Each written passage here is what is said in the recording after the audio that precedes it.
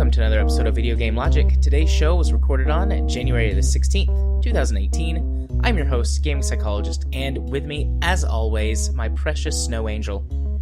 I'm Caffeine Rage, and I'm not sure how I feel about this. On today's show, we will, of course, be discussing the games that we played this week. We're going to be talking about games that we're interested in that are coming in 2018. We're going to be taking a Patreon topic from Cube, the best games that aren't fun. We'll have our weekly community corner. Timestamps will be in the show notes following their respective topics. Hello, Rage. But I don't have to go. Yeah. I usually always edit out the little flubs, but like my brain just went. It's too cold. It froze up. It is too cold. It's really cold outside. It's 13 degrees outside here right now. We were both just comparing weather. Well, I didn't send you my weather chart. You showed me yours, but I didn't show you mine this time. Oh, don't worry. I know that you're saving it because of shrinkage right now. Yeah, it is pretty small right now. Short and shriveled.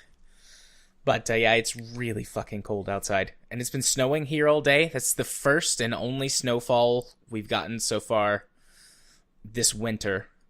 And it probably will be, because the weather's supposed to kind of roller coaster for a few days and then go back to being in like the 50s and the 60s.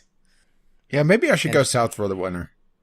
Yeah, maybe I should go farther south for the winter. No, 50s and 60s are fine for me. Yeah, actually, I really like anywhere in the 40 to 60 range is great for me. And then the 30s is kind of like, eh. Yeah, 30s and then once you get below... 30s are all right for me. 20s is getting low. Getting in this teens bullshit is way too much for me. Yeah, for me, as soon as it drops into the 20s, I guess this like, just proves that I'm not Republican. I don't like it going into the teens. Oh, sick political sex pervert burn. No. And yes, I realize not all Republicans are perverts. It's just we've had a strong sample going that way lately. Yeah. Yeah, they definitely go that way. And to be fair, we have a pervert on the show right now that is definitely not a Republican. Right, Jared? Oh, I'm definitely a sex pervert. And we're going to be talking about some sex pervert things again this week, let me tell you. I have been so looking forward to talking about two of my games this week. Ever since, we wrapped up recording last Tuesday, and I went and I sat down to continue playing Gender Bender. I was like, okay, I can't wait for Tuesday so I can talk about this some more. Well, at least it's not Elite. Yep. I will be talking about Elite during the show, but not during the games we played segment. During the stuff we're looking forward to or interested in for 2018. Do I need the deck of playing cards of utter boredom? No, it'll just be a minute or two. Or 20? Probably not. Some of the other games might take a while to talk about, though. We've got a really big list. Last year when we did this, it was only like 5 or 6 games that we did. And so I messaged Rage earlier. No, I sent you. No, yeah, that's right. You did message me and you asked me about it. And I was like, I have 5 games. So I was going to go back and look at my list and see if I maybe added one more. Yeah, start adding. You were like, I've got 20. I was like, oh, okay. But I'll just put some of that stuff on there that I was... This is the year that a lot of the projects from last year got pushed into. So... Yeah, there's a lot of stuff that was announced last year that when I started looking around, it's like, oh yeah, that's releasing this year. Oh, that's releasing this year. Oh, right, that was pushed to this year. Oh, that was from 2 years ago that that nearly got canceled and people forgot about. But not you, right? The solitary fan out there holding up the boombox in the air. Yeah. Meanwhile, in the background, Stairway to Heaven started to play, and I'm not joking. I'm not joking. My Pandora's actually started to play Stairway to Heaven. Oh, nice. Well done, Pandora. Good timing. Well, we started off with Highway to the Danger Zone. Highway. Please don't. Danger Zone. I got it out of my system. I'm just going to have to get the mallet. We're on Skype, but we never do video chat because you don't have a webcam, right? No. Well, that saves you from having to watch me dance badly while I sing badly. And of course, this isn't a video podcast, so... it's alright. I'll just imagine a brunette Santa being electrocuted. Maybe with a mild seizure. I'm not a brunette. I thought you had brown hair. You, sir. I do have brown hair. I have very dark brown hair. Although some of it, I'm starting to get some gray already. My hair's thinning. Probably in another 10 years, I'm going to be fucking bald. I'll miss my long hair when I'm an old man. No, you'll just go full Larry Fine and just have the long hair around the sides puffed up. Three Stooges. Yeah, sorry. Now I'm looking up. I typed in brunette just to get an idea of exactly what hair color brunette is, because like I know brunette as a brown. Well, I was thinking more of a lighter brown, not a darker brown. Well, my hair's darker, I think. But I typed in brunette and I just get porn. I just wanted a hair color. Well, to be fair, you can compare it a couple different spots with porn. I guess so. But it's like, there's like some risque photos up here at the top, and then underneath it, videos of brunette. This just shows Jared's search history, by the way. Then underneath the risque pictures are videos of brunette, and it's this girl with her ass hanging out, and she's... It's just straight porn. I went on the internet today, and I found straight pornography. Which, for Jared's monitor, is actually kind of strange, because usually it's a little gay. It's pretty safe for work. All right. So, games we played? Well, games we played this week, yes. From pornography to games that we played. Yeah, Rach, what games did you play this week that were not pornography? Yeah, if we started with you, that would be a hell of a segue. It would be. Only 2 of my games feature light pornography. Yep. Actually, one of them features pretty heavy pornography. Yeah, my games was actually pretty light because I spent a lot of time going through game lists because, yeah, turns out Steam Direct makes searching the Steam upcoming games a fucking impossible nightmare. So my first game kept popping up on Google Play, and I'm waiting to see, okay, is this exactly what it looks like? And yes, it is. It's Carmen Sandiego. Yes, it's exactly Carmen Sandiego. Old Carmen Sandiego with an update. God. Install. It's the Apple II version of Carmen Sandiego called Sandiego Inc. I mean, this is pretty much the original Carmen Sandiego updated to modern trivia without the Carmen Sandiego license. That's it. I mean, I'm installing it right now. I can't believe you haven't seen this because it wouldn't stop bugging me. Every time I went to the Google Play Store, this was like in the top 5 that was suggesting for me on several different fronts. I've never seen this before when I go to the Play Store. But my Play Store is always filled with porn, whatever minor, and this space sci-fi game. You know, it may be a fun thing to see what exactly our Play Stores compare to at some point. Not today, though, but this kept popping up, I guess because I do a lot of detective and puzzle games, and this is technically a geography trivia game. And for those who've never played Carmen Sandiego, first of all, I pity you. Second of all, download this app, because this is free. It has ads, of course, because, you know, it is a free app, and that's usually how these things work.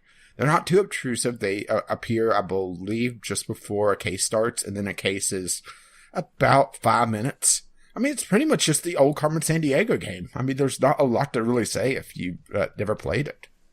You know, you are given a case, you go to a location, search for clues, and you're given trivia, essentially trivia hints like, I saw him, he was talking about going to the Notre Dame Cathedral. And then you look at your travel options. Oh, well, Paris is here.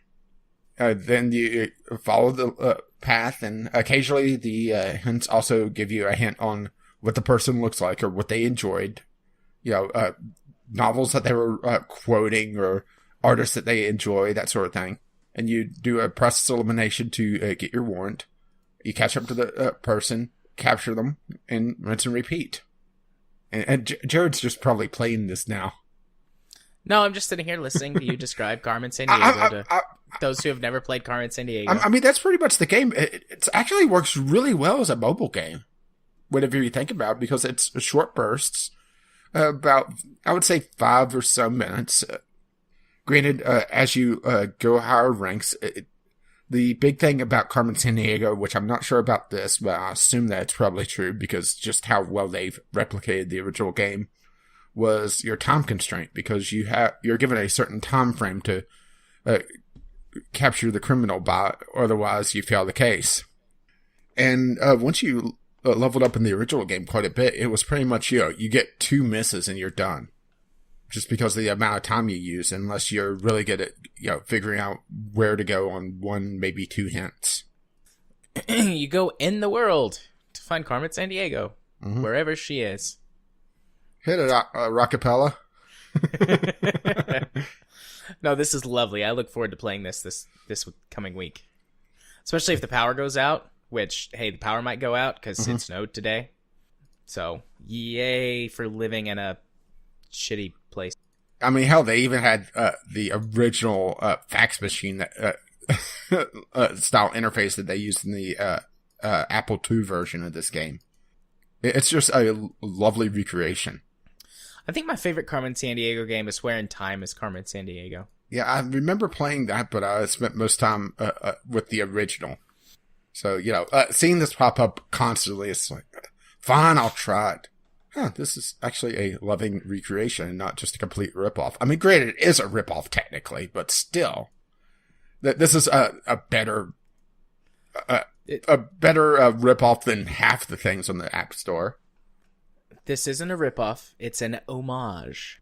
Yeah, it's also suggested to me the Oregon Trail, which this looks nothing like the original Oregon Trail.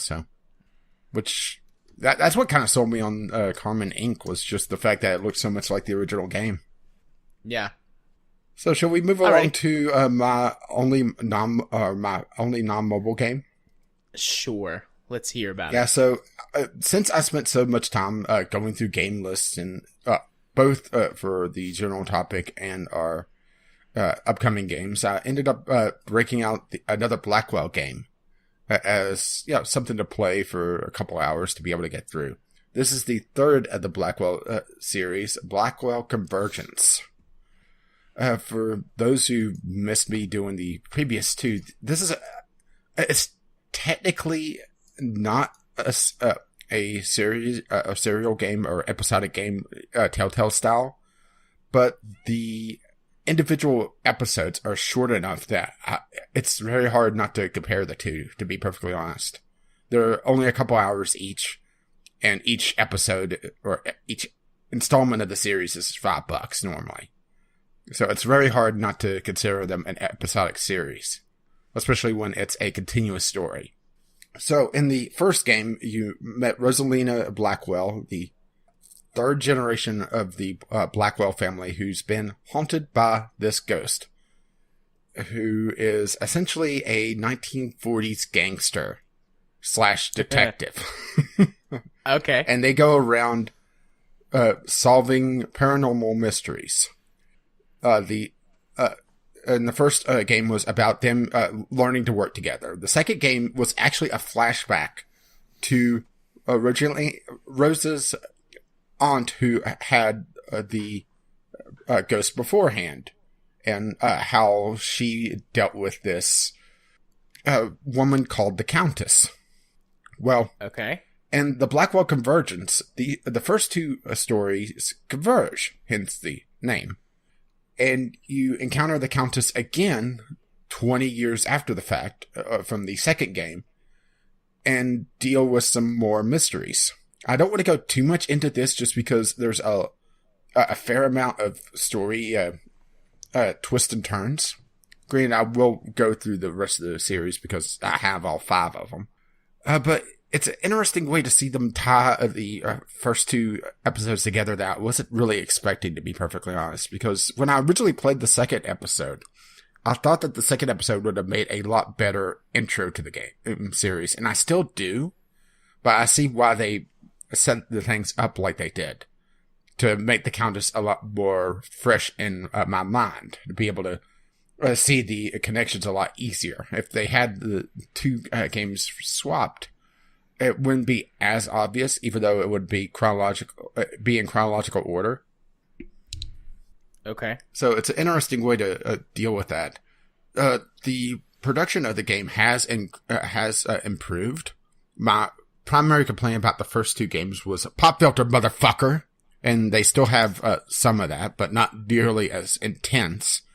Granted, the Ghost Joey doesn't scream nearly as much now. So that may be part of it because he was the biggest offender. Art improved. Overall puzzle quality has improved. There was a lot of going back and forth to Rosa's apartment to search something on the internet, to find an address, to go somewhere else. But granted, that is detective work, so I could kind of forgive that, but at the same time, it's also a little bit frustrating. Okay. But overall, it's an interesting game series so far. I'm interested to see where they take it in the fourth and the fifth installments. This series is actually completely done, so as far as I understand, there won't be more Blackwell games after the fifth one. But they do have a fairly good staple of their point-and-click games. They did, I believe they did Resonance, which is another supposedly really good point-and-click game that I haven't looked in. Well, I picked it up, but I haven't played it yet. Oh, they were the publisher for it.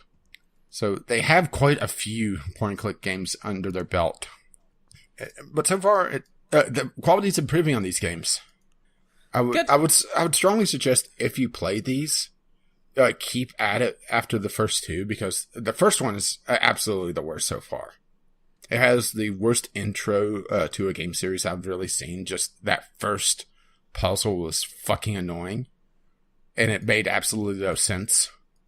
But then again, that's kind of just how point-and-click games really work, is that moon logic, you know? Moon logic. You know, I don't want to interrupt her, even though I really need to talk to that person. Here, I'll just get her dog to walk around the parking meter a few times so she gets stuck and starts barking. Because, yeah. Yeah. Because that's better than just walking up and saying, "Excuse me, can I talk to you for just a moment?" Yeah. Yeah, granted, it does kind of make sense for the character at the very start because she's very non-confrontational. And it wasn't until after that she met Joey and kind of grew a backbone. And she's a lot more assertive in the third game, so it makes a lot of sense. There was a 6-month time jump, if I recall correctly, from the first game to the third. There's character growth. Yeah. Yeah, and granted, Joey at the beginning was also very grumpy, but then again, he was also haunting a hospital bedside for 20 years. So I can understand that. Yeah, that would suck. Yeah, the way the Blackwell Ghost works, or Blackwell Legacy is what he calls it, which is the title of the first game, is that he could not leave his host, whoever is the current holder of the Blackwell Legacy, essentially. He could only go a certain range, and something happened to her aunt, which caused her to fall into a coma for 20 years, so he was stuck in the intensive care unit of a hospital. Yeah, that would suck. With a coma patient. So I can understand why he was grumpy. Well, at least there'd be TV.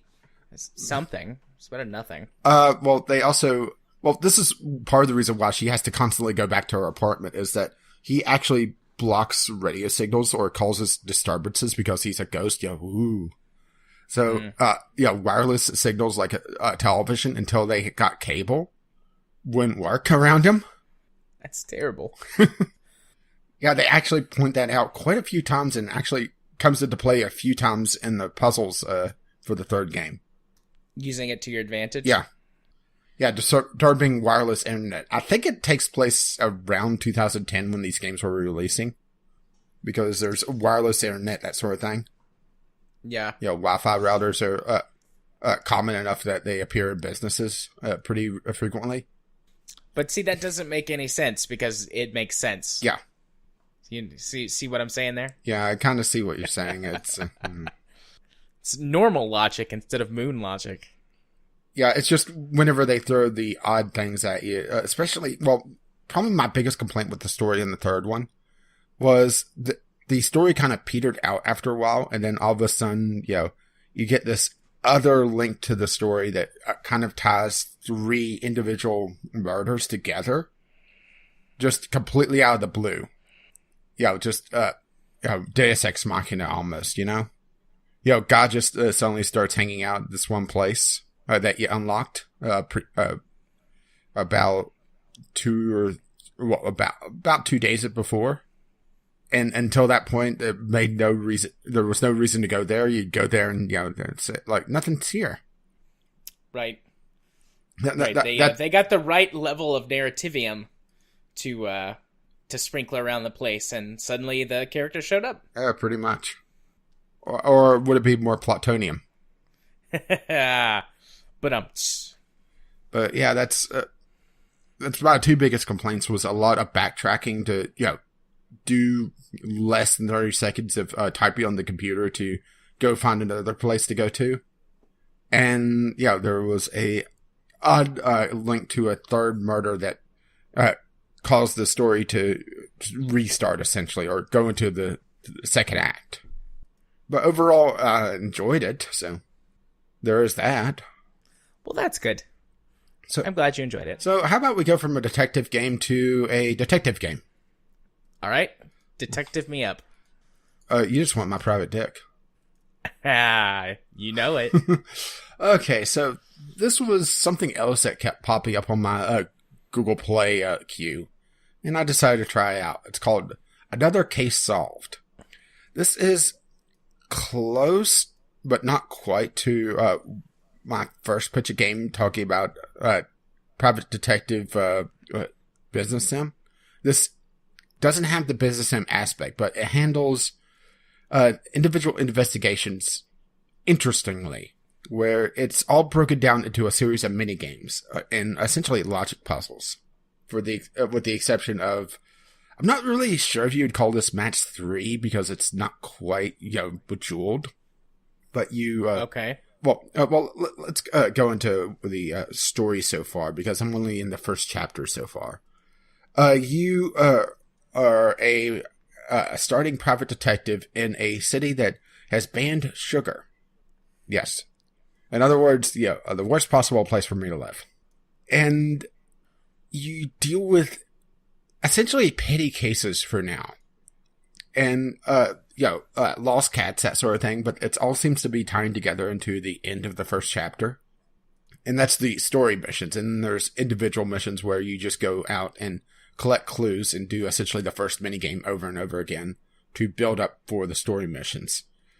But it's all tied into a series of minigames. The primary minigame, when you're out walking around talking to people and gathering clues, is this sort of match 3 draw collect a thon.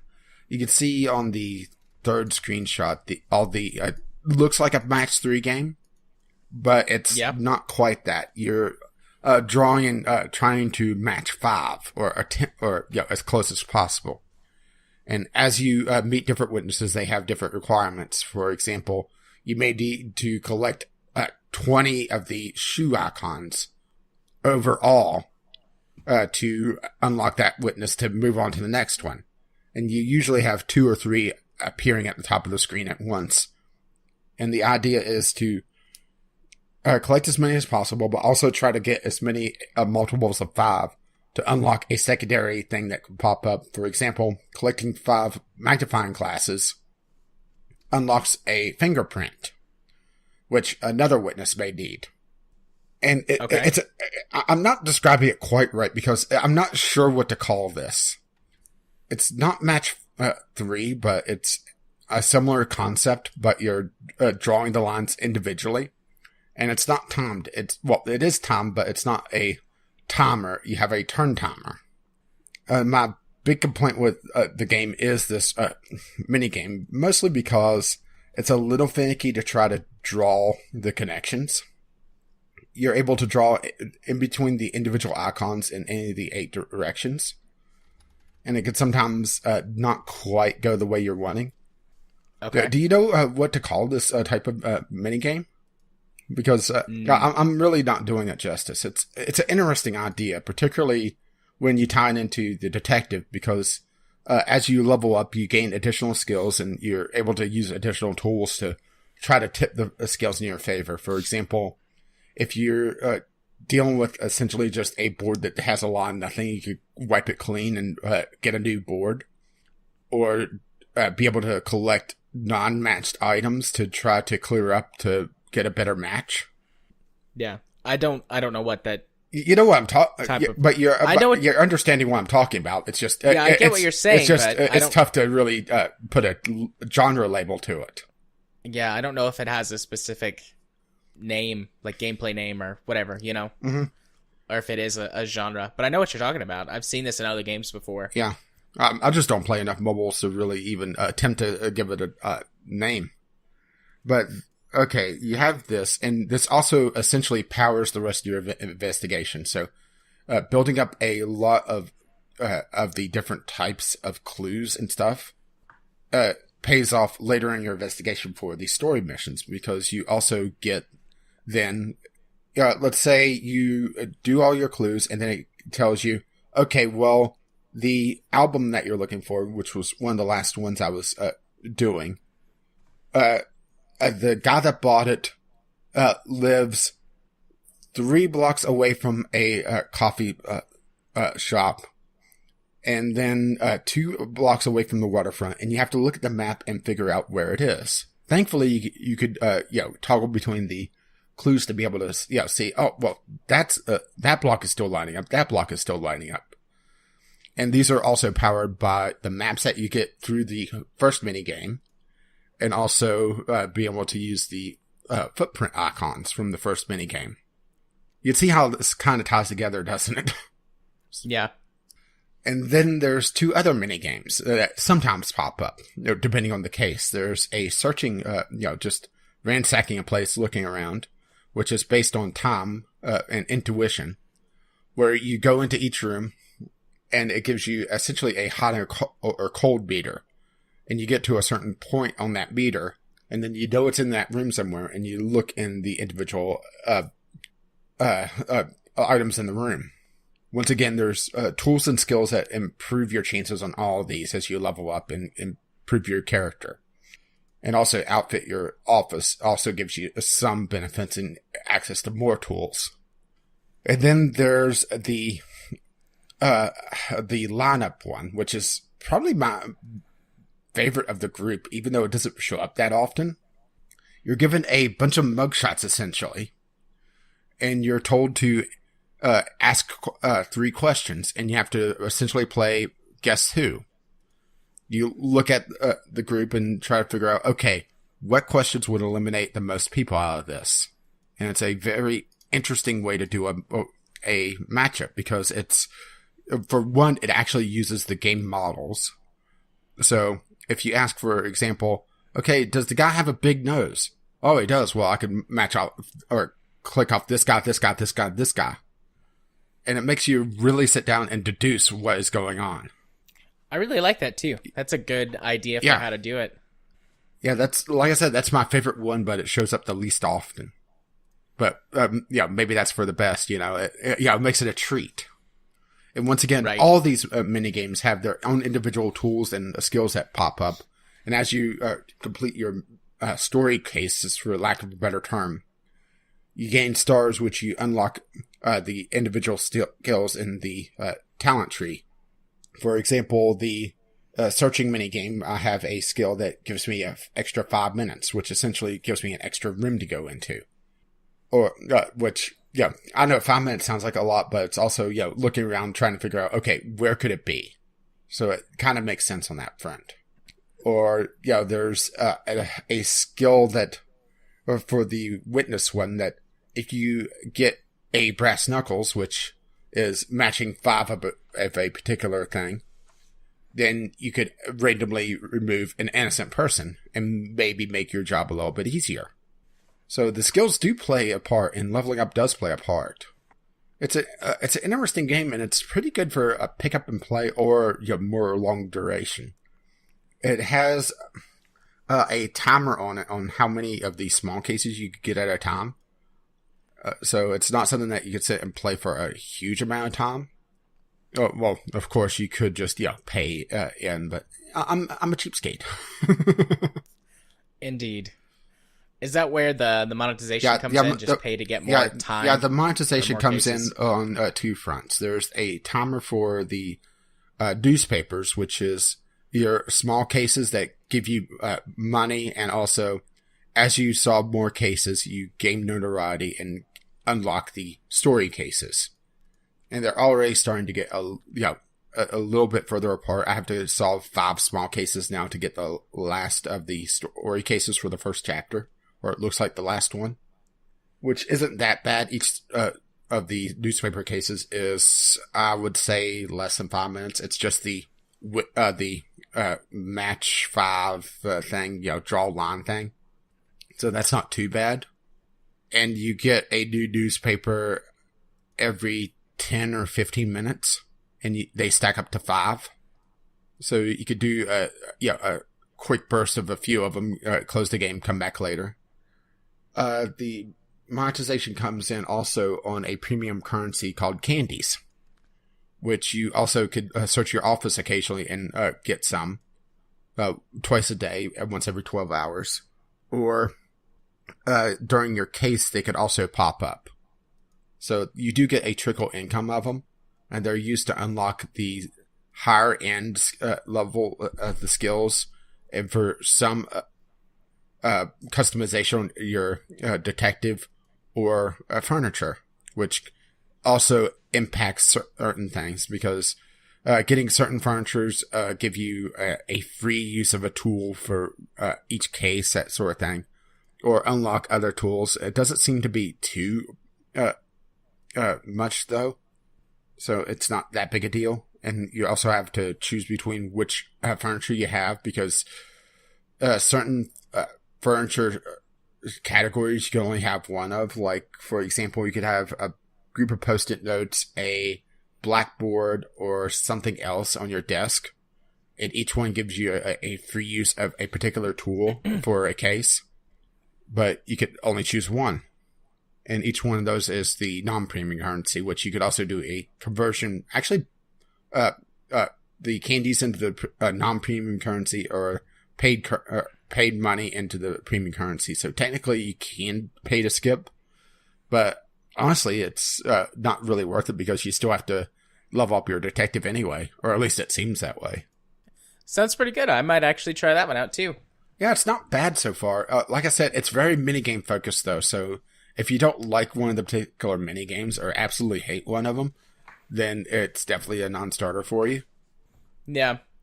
It sounds like I'd like them, or at least not hate them. So I'll give it a shot. Yeah, I'd say it really pays off mostly on how well you do on the first minigame, because it pays off to do long chains and build up a lot of the secondary clues. That's what they call them, clues, the different icons, to be able to use different abilities, because certain abilities are, some of them are once per case, and that's it. Some of them are fueled by individual of the clues. For example, swapping different clues around is some of the lockpicks, or some of the key icons. So you have to burn some of those to be able to swap an icon, but if you do that, you may be able to come out ahead, because you could do a longer chain of the keys to be able to get a secondary thing. So it's a trade-off. And learning that trade-off and be able to use your tools effectively pays dividends. Right. It sounds good. Yeah, it's actually a pretty good mobile game, and that's coming from me. Yeah, that means something. Yeah, you can see it must screenshots. Be a pretty good mobile game. Yeah, you can see screenshots of the map game on the other screenshots here. There's the map, and there's the train. Choo-choo. Just give it a moment. I think one of your train drivers came through my town the other day. I was sitting in the living room doing something, and I just for literally for like 2 or 3 minutes. I'm like, what the hell's going on out there? Did you derail? A bus of nuns sitting on the tracks. But yeah, you can see on the other screenshots the well, at least 2 of the other minigames. It doesn't show you the searching minigame, but you can see the map game with the individual clues. And once again, different skills and different abilities make that easier or harder depending on your choices. And the witness minigame, you can see how that plays out somewhat. You could see, the individual bug shots, and yes, that one guy in the corner does have a horse mask on. And yes, you can get that for your detective. Nice. Definitely want to wear the horse mask. And as your detective levels up, you also unlock more customization things. Of course, right? Of course. But overall, not bad. Play fashion detective. Well, Fashion Frame is in-game Warframe, so why not Fashion Detective? Fashion dick. Well, you got to make your dick look pretty. It's called manscaping. Yeah, it is. You know it. Anyways, okay, cool. Is that... Yeah. Awesome. Well, then shall move on to my games. I have 4 this week. The first one up is Galactic Crew. Are you familiar with the Firefly game that got canceled? Was it in 2016, I believe? Not really. It was initially going to be a mobile game, and then they decided to make it a full-fledged MMO, and the game went through some massive redesigns. Oh, yeah, make it an MMO. That's brilliant. Spent some time in development hell, and then basically died. And there's been, a thing here, a thing there about it, but I think someone saw that and went, I'm going to try and copy that, except instead of making an MMO, I'll just leave it single player. This game is a roguelite, where you create I have a captain. this, I think, review copy. Yeah, I got it as a review copy from Keymailer a week or 2 ago, I think. But anyways, you create a captain, and initially you don't have anything. Obviously, you have the worst ship, and you don't have any captain skills or anything like that. And you enter the galaxy, and you go from system to system, and you do stuff. And depending on which captain you create, because there's various roles, you can be combat focused, trade focused, or exploration focused.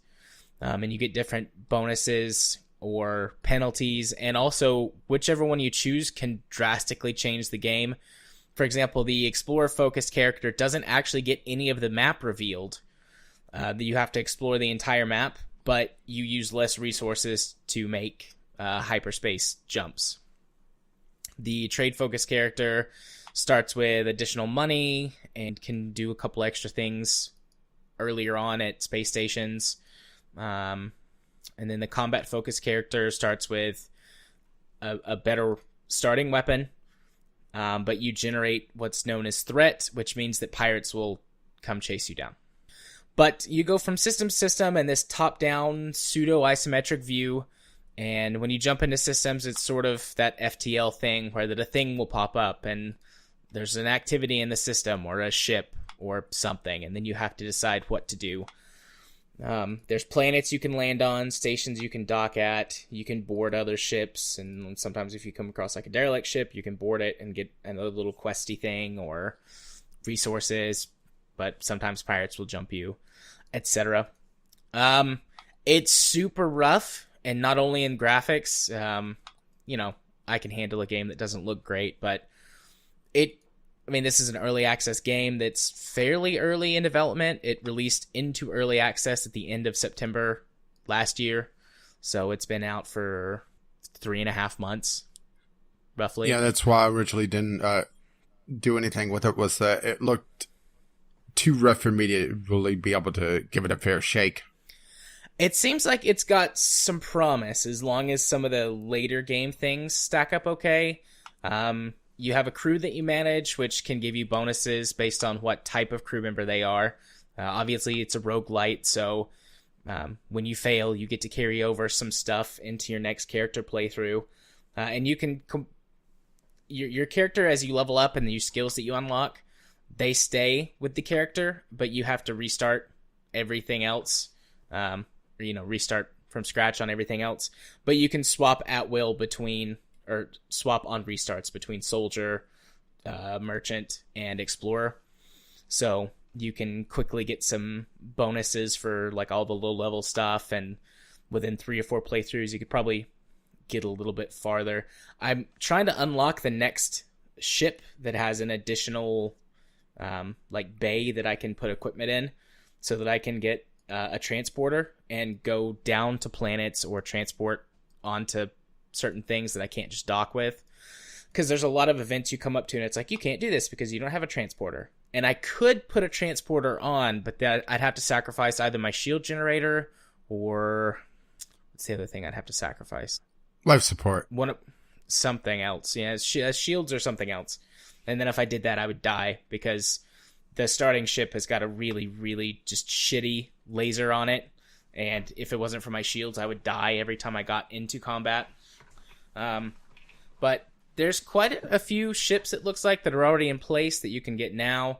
There's a fairly wide variety of systems and things that you can use. So it looks like it's got potential as long as it continues to be developed. I want to check out the planet stuff before I just put it down for a while. But I think I'd actually like to come back to this game because, you know, me and sci-fi and all of that jazz. I would say, though, don't buy it. Well, it's that weird, like, catch-22. I would say don't buy it because it's not in a good state. But if you don't buy it, then the devs don't get money. If this ever goes on sale for, like, $5 and you want, like, a sci-fi roguelite that you can pretend you're in Firefly in, this would get the job done for a few hours. But otherwise, it's not worth the $20 price. It's just not there yet. Looks like they're trying to do a co-op multiplayer.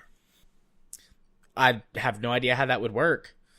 I guess crewing the ship, each person could man a station or something. That looks like it. I'm just went to their to the Steam page and looking at the news info, and it looks like they're wanting to do 4-player co-op. I mean, I guess that would work. This does the whole FTL thing where that if you have a crew member man a station, that station gets a bonus, and then over time the crew levels up at that station. So I could see how that would work. But the crew interface is kind of clunky right now. But it might not be so bad if you're only controlling one character. I don't know. I hope this game gets some more development that makes it a much more viable product. I feel like this is something that should be sort of alpha testing and not up for sale. Yeah. But, you know, we live in this world where everything just gets posted to Steam. Yeah. I try not to be a graphics snob, but damn, this looks rough. It does look really rough. But, like I said, it really doesn't bother me. It gets the job done. Some of the ship designs do look pretty cool, too. They've only got, 3 featured in the screenshots. But there's some pretty big ships. I mean, you start in, like, the equivalent of a frigate or maybe a corvette. And obviously, you can work your way all the way up to, you know, super freighter or carrier that have like 10 customizable internal bulkheads and multiple weapons and drones and stuff like that. So, like I said, it's got promise, but it doesn't have enough right now to keep me held for very long. Well, it looks like it at least has some sort of community going around it. Yeah. Because that's the other thing is a lot of early access games, they release in crickets. Yeah. I haven't delved too deeply into the forums, but hey, look at it this way. It's all English that I could see. Yeah. Which sure as hell beats going to the PUBG forums. Yeah. So, you know, a game with promise, but right now, it's not much more than just a couple bucks to go play with, is what I would say. I don't know if it was on sale during the Steam sale. Looks like it was for $13 and some change. It still seems a little much for what it is right now. Yeah, $5 or less at its current state is what I would say this is worth for a curiosity. A couple hours of... So, next game on my list is Gratuitous Tank Battles. So, I've played Gratuitous Space Battles, and I like that quite a lot. Yeah, I have a few hours in this. I remember putting it down. I don't think I really cared for it that much. Yeah, I played it for about 2.5 hours, and in some ways, I like it better than Gratuitous Space Battles. In others, I don't. So, Gratuitous Tank Battles, obviously, tanks and mechanized units, as in mechs, and infantry soldiers that you can customize to send out. And instead of it just being sort of a, you start on this side of the map, and they start on this side of the map, and all hell ensues, this is a tower defense, and then reverse tower defense. There's a couple of missions in, like, this campaign that basically serves as a glorified tutorial and way for you to unlock all of the parts for customizing that you go through. And there's a couple of them that only allow you to do one, either attack or defend. Although I haven't beaten the campaign yet, so if that persists later on. But aside from the first couple of missions, you can do both as the attacker and the defender. And it's exactly what I said on the tin. Tower defense and reverse tower defense. So in case you're not aware, reverse tower defense is you control the attackers and send in waves of units.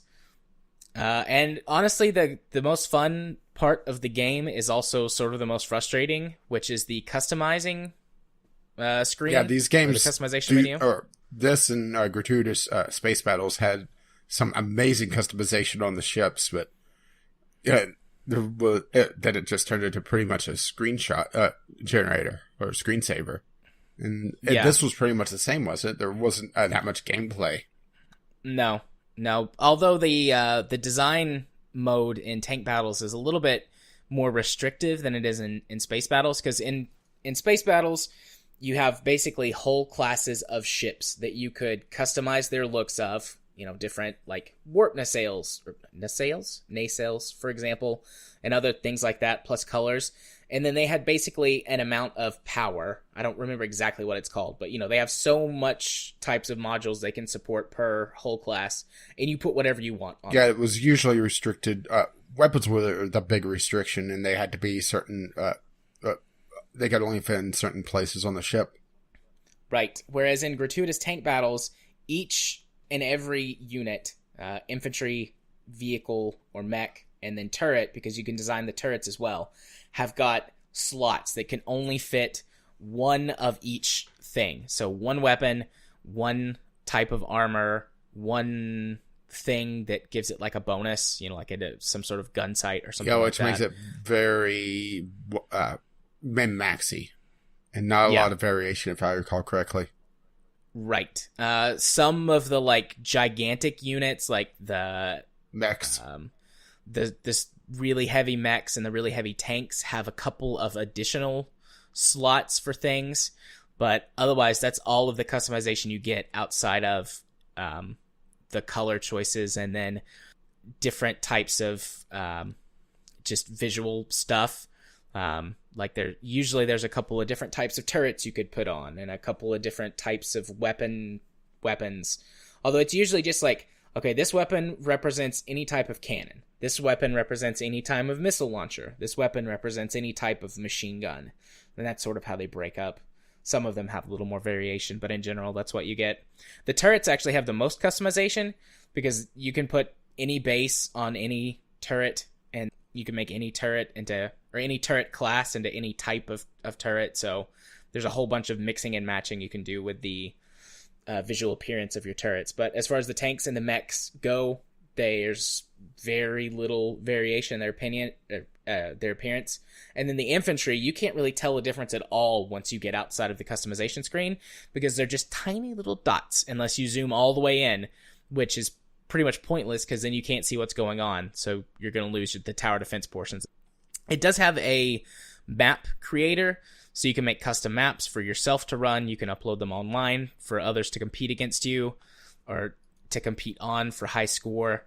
But there's no direct multiplayer, so you and I couldn't play together and I attack and you defend, which sucks because that would be pretty cool, I think. It would just be sort of score attack on custom levels we create. It's not a bad game. I do like tower defense quite a bit, so that's sort of the saving grace for this game. The macing that this tower defense has. Yeah, all of these are just preset. Yeah, this is fixed path tower defense. Yeah, so that's sort of the saving grace of this game for me, but I was disappointed by the lack of overall customization. I mean, there are tons of options, and you can do tons of things with the color palette, and you can have bright pink and purple mechs, as I do, and bright green and yellow tanks, as I do, but there's only so many. Yeah, you do know that there's such a thing as camouflage, right? Not in this game, there's not. But, there's only a certain amount of other combinations you can make. And yes, it's very, very min-maxy. It's like, well, if I'm going to go with cannons on this one, I guess I might as well go for the level 5 cannon, because that's the highest one I have. There's no benefit to going with the level 4.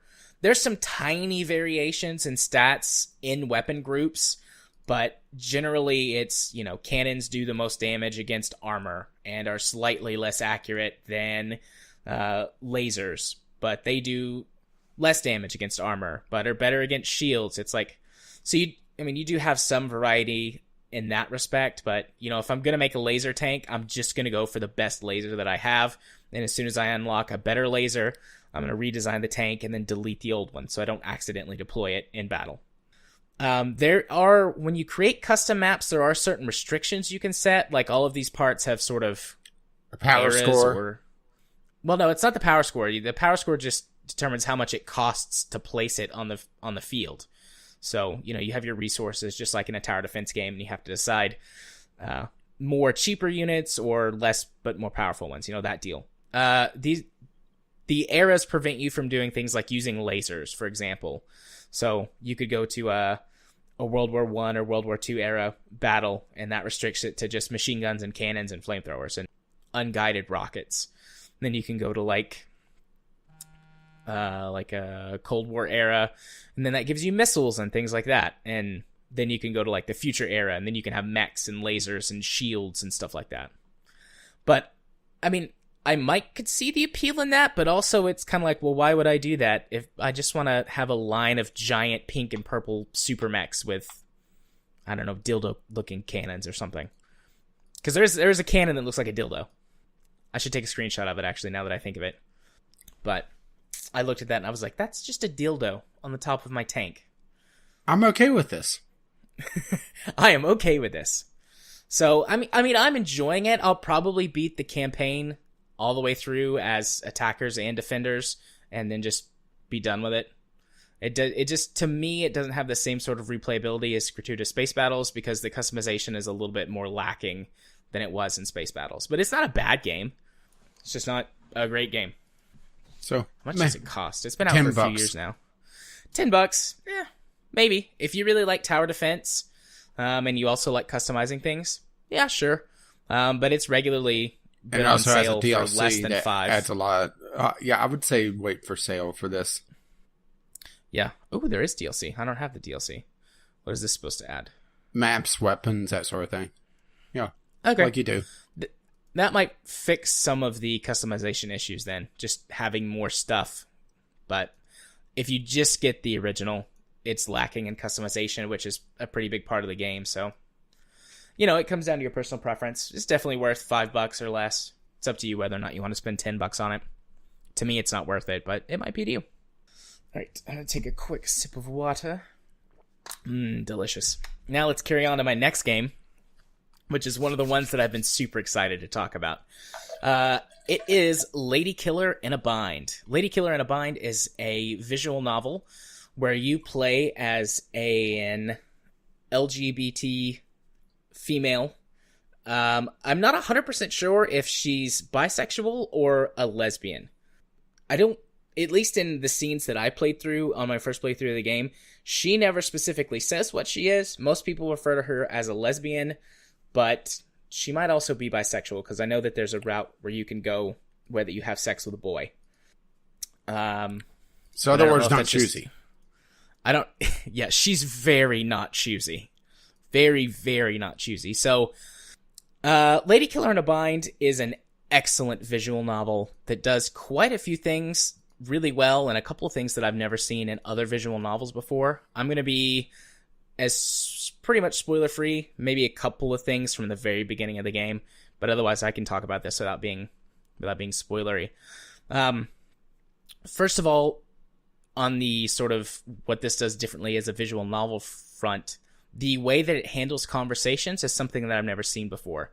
So you are having to interact with people on quite a regular basis, and as you go through conversations with people, you'll get different dialogue options, as you do in a visual novel. But these options will go away as part of the conversation, and you might get different ones depending on what choices you make. So as you're having a conversation with someone, and if you keep clicking through and don't pick on one of the dialogue options, eventually it will go gray, which means that it's the last chance you have to say that before it goes away. And the next time you click through, that dialogue option will go away. Because it uses what I would say is like a realistic conversation system. Because in a lot of visual novels or video games in general, you can always go back and say, ask your whatever questions you wanted to, go through the giant wall of questions as we do in Divinity. Mm-hmm. But, in real life, conversations don't really look like that or work like that. Eventually, it gets too far away from whatever was said to carry on with that point. So tell me about television. What? I was making a joke. Oh, okay. But anyways, and the way that these dialogue options are handled, sometimes, it's better to wait, just like in real life, instead of blurting out the first thing that comes to your mind, for the conversation to move on a little. And depending on what type of character you're trying to play, it might be beneficial to skip certain dialogue options or to pursue certain dialogue options, depending on what character you're talking to and also what sort of outcome you're trying to get. Because there is a gameplay mechanic in this that plays into the overall story. There's this, they call it the game, where that you are trying to get points to win this competition. You're on a cruise ship, and you are impersonating your twin brother. So there's this suspicion and points mechanic, and there's a few people on the ship who know that you are impersonating your brother, but most people don't. And so as you go through conversations with these people, there will be dialogue options that will give you suspicion. Because you're obviously, they know your brother and you're not acting like your brother. But that could be used to your advantage because you could use that to manipulate people because your brother is known to be really manipulative. So they're like, well, that's not like you, but maybe you're just manipulating me. So you can get away with it. And if you get too much suspicion, though, they figure it out and you lose. So you've got this risk-reward system going into these conversations. So as the dialogue options pop up and then go away, you're like, well, should I say that? Can I really risk the suspicion right now? Or should I not? So it has a really compelling dialogue system that can come up with some pretty unique results. And there's plenty of stuff I had to skip because my suspicion was too high for that day. So I was like, I can't take any more chances. I have to play it safe and not do the suspicious thing. And there were definitely several character routes that I completely missed because I couldn't open up the dialogue options because I didn't want to take the extra suspicion. There's a total of 8 characters, I think, that you can go through. Now, you're on the cruise ship for 6 days, and most days you have 3 chances to interact with other characters. Occasionally you only get 2 because of scripted events that happen based on character interactions you've had. But usually you get 3, which will give you enough chances within the 6 days to completely go through 3 character storylines, and then potentially a 4th one based on the nighttime character, because there's 2 characters that you get to spend the night with each night that each have their own routes and positives and negatives to staying with them, and dramatically change the outcome of the story based on which one you go with. So your choices really matter. It's got a really interesting and unique dialogue system that I've not seen in another visual novel. It might be borrowing from something else, but I haven't played a ton of visual novels. I've played maybe 24 in total, and most of those are schlocky games. I've only played a few serious ones. And there is quite a bit of sex in this, but it's not schlocky sex, which it kind of sells itself as being schlocky because the opening, on the Steam page, it says, an erotic romantic comedy about social manipulation, cross-dressing, and girls tying up other girls, which says, oh, this is going to be a schlocky game. But it handles the sexuality aspect really, really, really well, and is much more like erotica than just a schlocky, booby visual novel. The writing is really on point, especially when it comes to the more erotic side of the game. The dialogue between characters is, it has some good points. It has some poor points. This is a small dev team, I believe. I don't think this is just one person. I think it's a small team.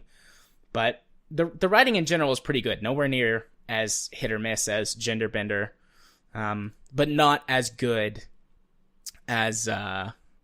shoot, I'm drawing a blank. The visual novel we did for Game Club. If My Heart Had Wings. If My Heart Had Wings. Yeah, thank you. It's not as good as that, but it's not as bad as, your typical Sakura or whatever schlocky game. But then when it comes to the dialogue that has to do with sex in the game, really, really spot on, really good, really on point. Makes a lot of sense in the context of the game. Huge themes in this game revolve around BDSM and other sort of taboo sexual kinks. And it handles them really properly in a really adult manner and tries to really convey proper connection and conversation between participants in these sexual activities and what consent is and things like that. It really good and also really hot. So it's not a schlocky game. I can't think of any schlocky moments at all with any of the character relations. You know, there's some bits that can be a bit silly, but that's when they're trying to be humorous and there's, you know, funny dialogue between characters. It also feels very real too. They've got some characters in there that are not understanding, that are not open people, that are very close-minded, and one character that's like a bigoted asshole. So that's an interesting thing to have to deal with, and they handle that on a really mature level. At one point in time, this no longer exists in the game, and I didn't even go down the route which would have led me to this scene anyways, but at one point in time, this game had a rape scene, which they removed after massive backlash. You can still go get the original script for that, and I'm going to once I go down that character path. But I heard that it was handled very maturely, but that most people weren't ready for that. So we'll see how that goes. Well, after all, it's just a game. But sorry. Otherwise, sorry, I just couldn't help being a little facetious there because there's that kind of double-edged sword of games need to grow up, but then they handle mature subjects and it becomes just a game. Yeah, I know. But no, this game handles mature content incredibly, incredibly well. It was very well written, very mature. It does have, without any patches, it has full-blown nudity. There's boobies and vaginas. I don't know if there's any penises, but it has a safe for work mode, which everyone basically just wears sexy, skimpy outfits if you turn that on. But otherwise, yeah, there's plenty of full-blown nudity in this game, which is interesting because it came out more recently than a lot of the games that have triggered the Steam's anti-nudity. Well, maybe this wasn't big enough. Maybe not. I don't know. But yeah, this is a couple years old now, or a year and a half old now. Yeah. But that's really about all I can get into without starting to spoil the main overall story. Characters do feel pretty real, I will say, as a therapist. They're not... I don't think there's any characters that are stereotypes or caricatures. Some of them seem that way at first, but then once you get to know them a little bit better, then they start to become, okay, like I see that. I see why that person behaves this way because of this social stigma or whatever, and they're not actually that. So I did discover that I got one of the most difficult endings on my first try. I'm not sure if that's because I play games a lot, and so I know how to, min-max to win, or if it's because I just sort of figured out what all of the characters were doing and was just really good at manipulating them. But what does it say about you? I don't know. But I won the game and got all of the sort of like quote unquote best outcomes on my first try. And then uninstall. Well, I'm going to go back through and play it a couple of times because like I said, there were at least 3 character arcs that I did not touch at all. And then there were 2 that I only got to do a couple of their scenes with. Most characters have 4 to 6 scenes, depending on just the character that they are and what their part in the story is. So, and then there's also the completely different nighttime route. But it's a really good game. I was really impressed and surprised because, like when I told you, I didn't realize how. What was it I said? I didn't realize how erotic this game was going to be, or something like that. But that was because I thought it was a booby game, not that it didn't have sex in it or whatever. So, good game. Much better in terms of like storytelling and things like that than Genderbender was. Speaking of which. But, yeah, speaking of which. So I'm just going to go for full spoilers this time. I have to talk about the ending of this game. I played the last 4 stories. So did your like, Aeromorph show up? No. No, but there was a giant naked dragon lady. Of course there was. So, one of the main problems that I had with it last time was I kept saying, like, tonal whiplash, how they would just go back and forth between serious and schlocky, and they didn't really do either one justice until they gave up on the serious storytelling and went super schlock. Well, story number 10 tries to do a completely serious story again, and they did do a pretty good job, I will say. The writing for this particular storyline was better than any of the other stories. It was about a character who suffered from gender dysphoria and was already in the process of transitioning from male to female. She was on hormone therapy at that stage, so she'd gone through... well, that saved a lot of money. Yeah. She'd gone through counseling and was already on hormone replacement therapy, which takes a couple of years. There's some variances in how people react to it, and also different countries have different medical standards for how to deal with it. But she had just started, so she was looking at 2 to 3 years. And then she's caught up in the accident. The first accident gets turned into a female. And that was one of the thoughts that she had. She was like, well, I guess this saves me a lot of time and money. But she was already wanting to transition. And you go through her story as she's adjusting to life as a female, talks to some friends and family about what it's like to finally feel comfortable in her own skin.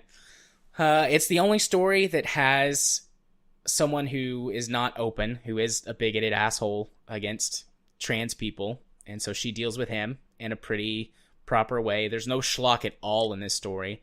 A couple of silly bits. She's a college student, and there's like, I don't know, some kind of like silly college game thing where that you have to quote unquote kill other people to get points to win like some contest. Kyle? Sorry. Sorry. We'll get to that. Yeah, we'll get to that later. But it was pretty good. It was honestly pretty good. Like, once they sat down and put their mind to, okay, I'm going to tell a serious story in this world where people can flip genders at will because of amazing scientific advancements. What does that do to someone who has been struggling with wanting to be in another body all this time? Or as a different sex all this time. And when they actually put their minds to it and did a really good story, it turned out really well. And I was quite pleased with that story. And even if you play through it well enough or properly or make all the right choices, quote unquote best ending, you can convince one of the biggest like crazy schlocky characters from before to change herself back to normal instead of being like crazy giant anime boob lady. And she says that she's much happier being a normal person instead of being a crazy anime person. So they did good on that one. And then we immediately swing it back around to super schlocky in the next story, where you play as just another person. It's a wombat girl, isn't it? Who randomly gets their gender flipped. No, there's no wombats. There's a beaver girl later on. Close enough. But this is where it starts to go. I thought it had already gone off of the deep end, but no, this is where we actually jump the shark. Oh, so it's like modern politics. You think it hits the bottom, and then it just starts tunneling. Yeah, so remember last week I said there were these characters that you run into that I'm like, they're either aliens or they're from the future or something? I was on the right track. They're demon hunters. From the future. Because demons are real. And you play a character who gets transformed from male to female, but by a succubus instead of by the gender flipping biology science technology. Okay, so it's a lesbian succubus because that kind of defeats the purpose of the succubus, doesn't it? The succubus in this world, succubi will have sex with anyone. Of course. Males, females, cat girls, bunny girls, shark girls. And yes, there is a shark girl. They literally jump the shark with a shark girl. Well, I've seen that visual novel already, so. But so yeah, demons are real, and you meet a succubus, and she turns you and your friend into her succubi thralls, I guess. But you're sexy demon girls, and you go have sex with people to recharge her sexually based magic powers. And then Van Helsing shows up. There's demon hunters that show up, and you turn one of them from a sexy, superpowered demon hunter into like a plain, boring person, and she has to go meet up with some of the other characters to get her powers back with science, gender swapping chick technology. It's way off the deep end, super schlocky, massive boobies everywhere. And I was like, okay, this is back to the schlock fest that I've sort of fallen in love with, that is this game. And then the next two stories, they're like set up as a two-parter that cover the same event over 2 or 3 weeks of in-game time, where that there's a portal to hell that is discovered, and this one person gets turned into a girl, because of course they do in this story at this point. And she wants to turn everyone in the whole world into demon girls, and also sometimes animals, because she thinks that everyone would be happier that way, and she wants to take over the world. Well, depending on how long she lives, she would kind of have the world to herself at a certain point. Yeah.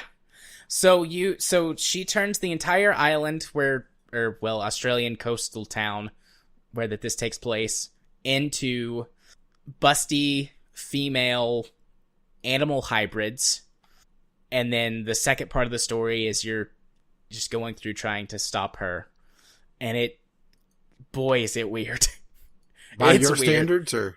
There's a giant bee girl who has got, like, instead of an ass, she has like a bumblebee, thorax with a stinger for her ass, but it's like sexualized. And there's a giant dragon boob lady, and they constantly refer to it as the boob-pocalypse. I mean, I loved it, but it's just total wacky, weird, schlocky bullshit. Also, there's no alternate endings for these two timelines, so there's really no point to go back and play them other than to just complete the story. And so, yeah, that was Gender Bender DNA Twister Extreme. What, that's how it ends? That's how it ends. You stop the demon dragon lady, and you prevent the boob-pocalypse from taking over the rest of the world, but your entire Australian town has been turned into busty lady animal hybrids, and also some people just completely turned into animals for reasons. And then all of the characters from the story get an epilogue. And it's like 1 or 2 pages of text about them and their epilogue. I really want a sequel. I want a sequel that focuses on the 2 science people who transform themselves who come up with this and transform themselves in the first place. They had the most character development throughout the whole thing. They have the most choices and the longest individual stories. I just want another game that focuses entirely on the 2 of them and their adventures as busty anime ladies. I'm in. If they ever make that, I'm buying it. But this game has been complete for a couple of years now, and most people seem to hate it unless you're like me and you love absolutely schlocky things sometimes. Yeah, whenever somebody asks you your kink, you just say yes. Yes. Yes, indeed. Yeah, I'm looking through the screenshots, and that's anime rabbit girl, I think. Is she the one with the white fur? This is one with some sort of energy sword. Energy sword. Okay, where? Which screenshot? Popular this week. I have Steam Enhanced installed, so I just was scrolling down. Oh, okay. So probably about the 3rd or 4th page. Oh, Jesus, this is gone all wonky. Yeah, things go a little off the deep end, it seems. Here, Let's see. I could just link it to you. Fox girl, rabbit girl. That one. It says it's a screenshot, so. Yeah, that's bunny girl. So what I said last week about cautiously recommending it, I'm now completely altering all of my recommendations. Unless you like really, really weird, schlocky shit or have a fetish for animal girls, unless this is like 99 cents and you're just curious, don't spend any money on it. You basically have to be me to like this game. Well, that's a glowing recommendation. I mean, I love it, but this, yeah, it just gets trashier and trashier as it goes. Aside from its one shining moment where it took itself seriously and produced a decent story. I'd say overall the art isn't all that great. It's decent, but... Well, let's just put it this way. I'm seeing several screenshots where people's eyes are going through their hair. Yeah.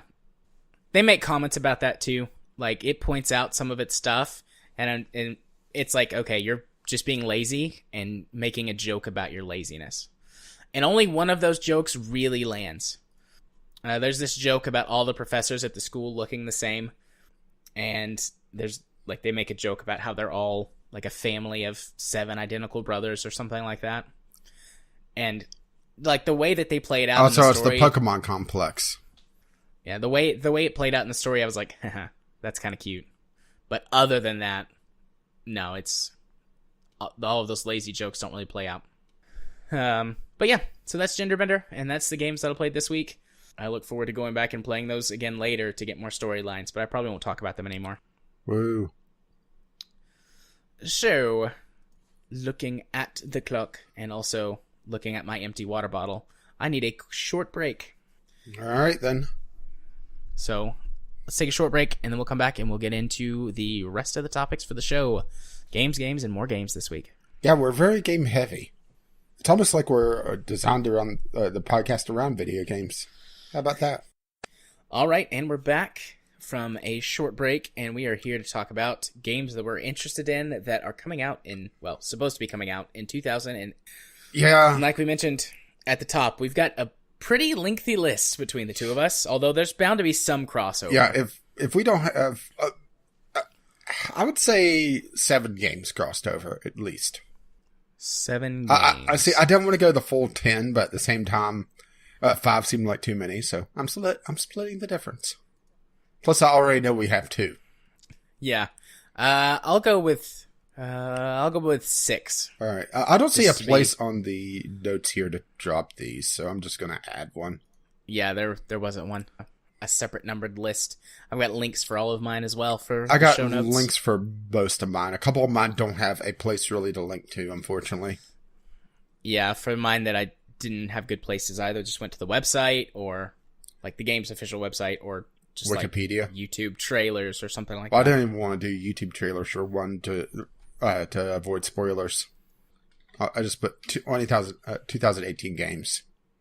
Ah, there it is. Right, here comes the list. Yeah, we definitely have some crossover. But yours is also listed by date, and mine isn't. Yeah. So I'll add mine as I talk about them. Let's kick off with mine, and I know it's on your list. BattleTech. Yep. This was originally supposed to come out late 2016, if I recall correctly. It got pushed back to 2017 and got pushed back again to 2018. Yeah. BattleTech, well, it's essentially the granddaddy of mech-based gaming, a tabletop in this case, but MechWarrior borrowed, or stole, depending on your view of things, a lot from BattleTech. And this game is going to be, well, people are calling it XCOM with mechs, which isn't fair, because pretty much anyone, every turn-based tactical game is called XCOM these days, even though it doesn't really use any of the cover mechanics that XCOM uses. But this is a turn-based tactical game. Actually, I would say a fair comparison would be the newer Battlestar game. Yeah. Yeah, that's a good comparison. Where each of the mechs has a turn or a movement allowance, and they're able to move freely across the terrain, or jump jet if they're equipped with it. And the further you move, the more points you use, and it also affects how far the mech could turn, because these mechs, who knew a 20-ton mech doesn't turn on a dime? Well, the 20-ton mechs turn on a dime compared to the 100-ton mechs. True. But using the movement allowance also limits your turn radius, and it allows you to adjust how your firing arcs go. If you sprint, you can't use your guns. It's a very interesting system, and seeing it applied to mechs, which are big and stompy, it looks very, very interesting. Yeah, based on what we've seen from like E3 and press conferences and, interviews and stuff, it looks like they've I think as faithfully as possible pulled the board or the tabletop mechanics into the game. With the whole movement radius and accuracy and firing arcs and, et cetera, et cetera. It looks like there's a pretty... Yeah, using that system with essentially Battlestar system, even though I'm sure it came from somewhere else. But I think it's the best way to handle this without going full-blown hex grid. Yeah. Which doesn't really work all that well for mechs like this. Yeah, although, to be fair, I would be excited for that just because it's more BattleTech. Because, I love all of the old MechWarrior and Mech Commander games. Mm-hmm. I've played the BattleTech board game or tabletop game once. I'd love to actually get into it, but holy fuck, is that shit expensive? And even then, it's one of those things, it's like, well, if you're going to get into BattleTech, which one are you going to get into? Because there's different eras that all of them are still fairly active, and then obviously there's been changes in rule sets over the years and stuff like that, so it's extremely complex. Yeah, to the point where it's probably one of the more complex tabletop games that you can get into, and one of the more expensive ones, short of something like Warhammer. Yeah. And the thing is, I don't really have anyone around here to play tabletop anyway, so I never really got a chance to do any of the tabletop stuff. Yeah. So this is going to be my chance to go into BattleTech. We've got some friends that live really close to us that I've been trying for the better part of a year to get together to start doing some tabletop or like Star Wars RPG or something.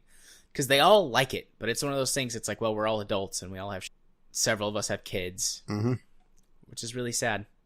Little petri dish time sinks. Well, I'm pretty sure King didn't come from a petri dish. No, he didn't. Oh. But anyways, yeah.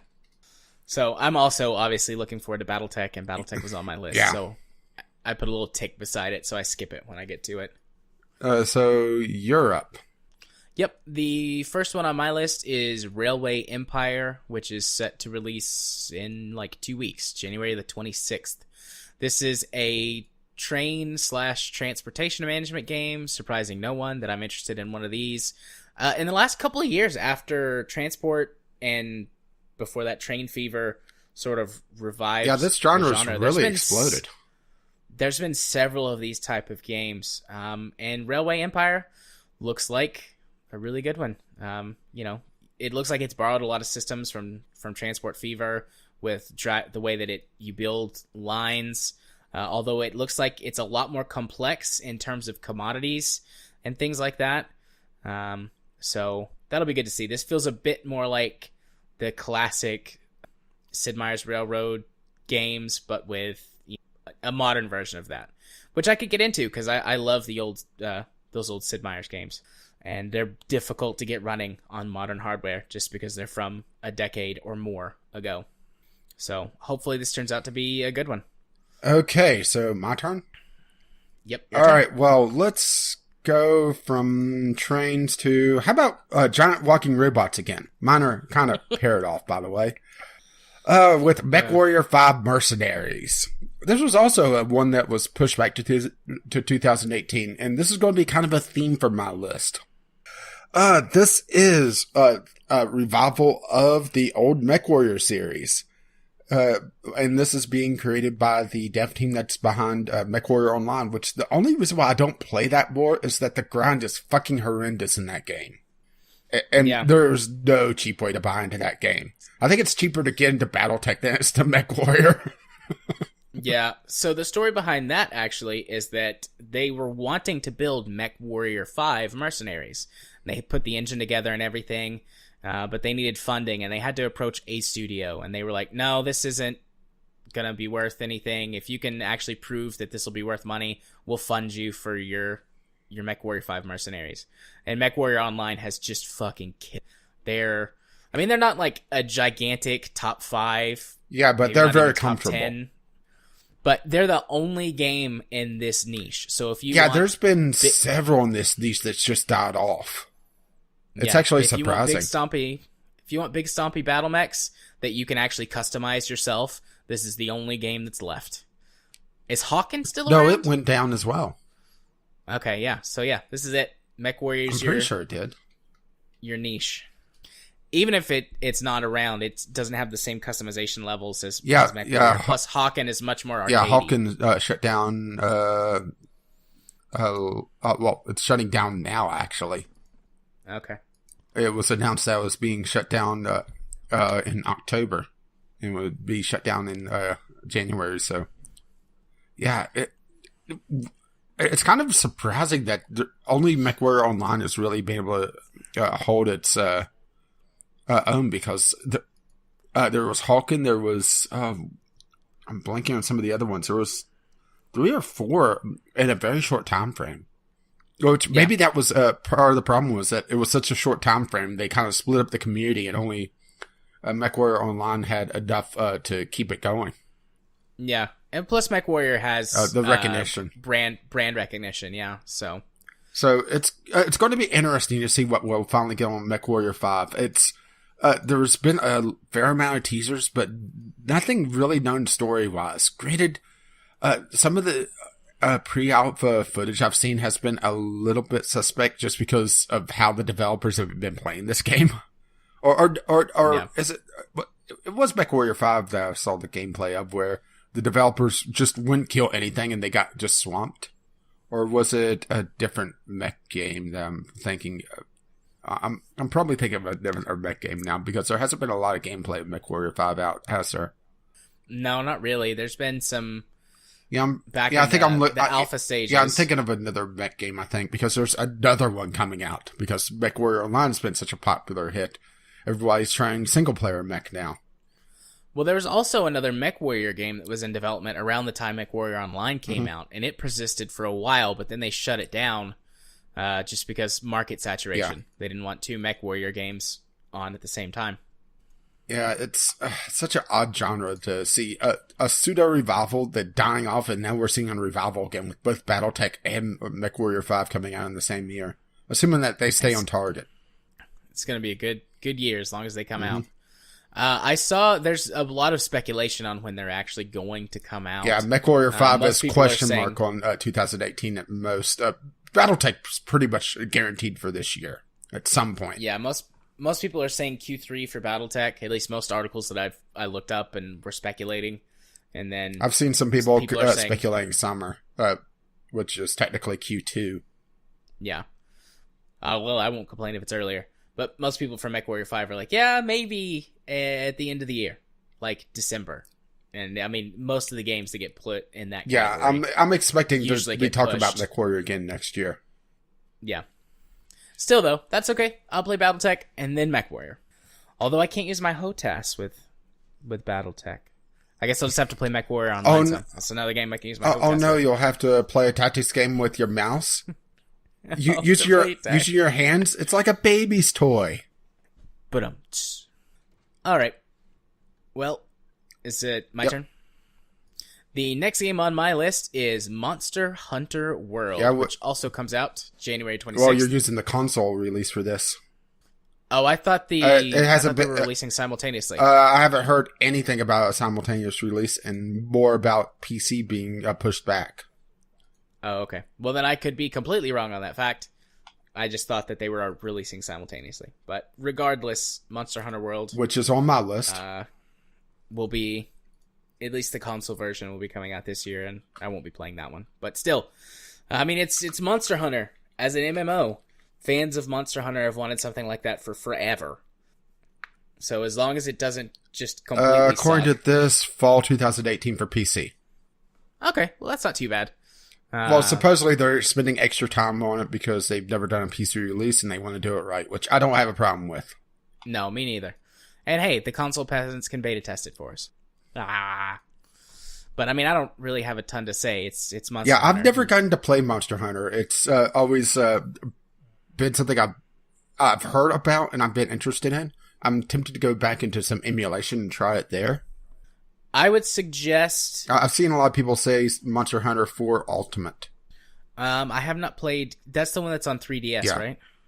I have not played that one. I've played the older ones, I mean, I could probably emulate all of them. So yeah, I've played the most recent one that I've played is Monster Hunter 3 something or other that released on the Wii U. Mm-hmm. And I mean, it was more of the same Monster Hunter I was used to, except you could swim underwater. But I mean, pretty much any of them will work, and just the newer you get, the better the graphics get, because it's basically the same game over and over again with just new monsters and better graphics. I really hope you fix your list before I put show notes together. Otherwise, this is going to be a huge pain in the ass. What do you mean, fix my list? What's wrong with my list? Considering I'd have to click on each one. They're hyperlinked. Well, I did that because I had... Well, you can't just copy and paste the whole list? No. I copy and pasted the whole list. Not for my personal show notes. Oh. All right.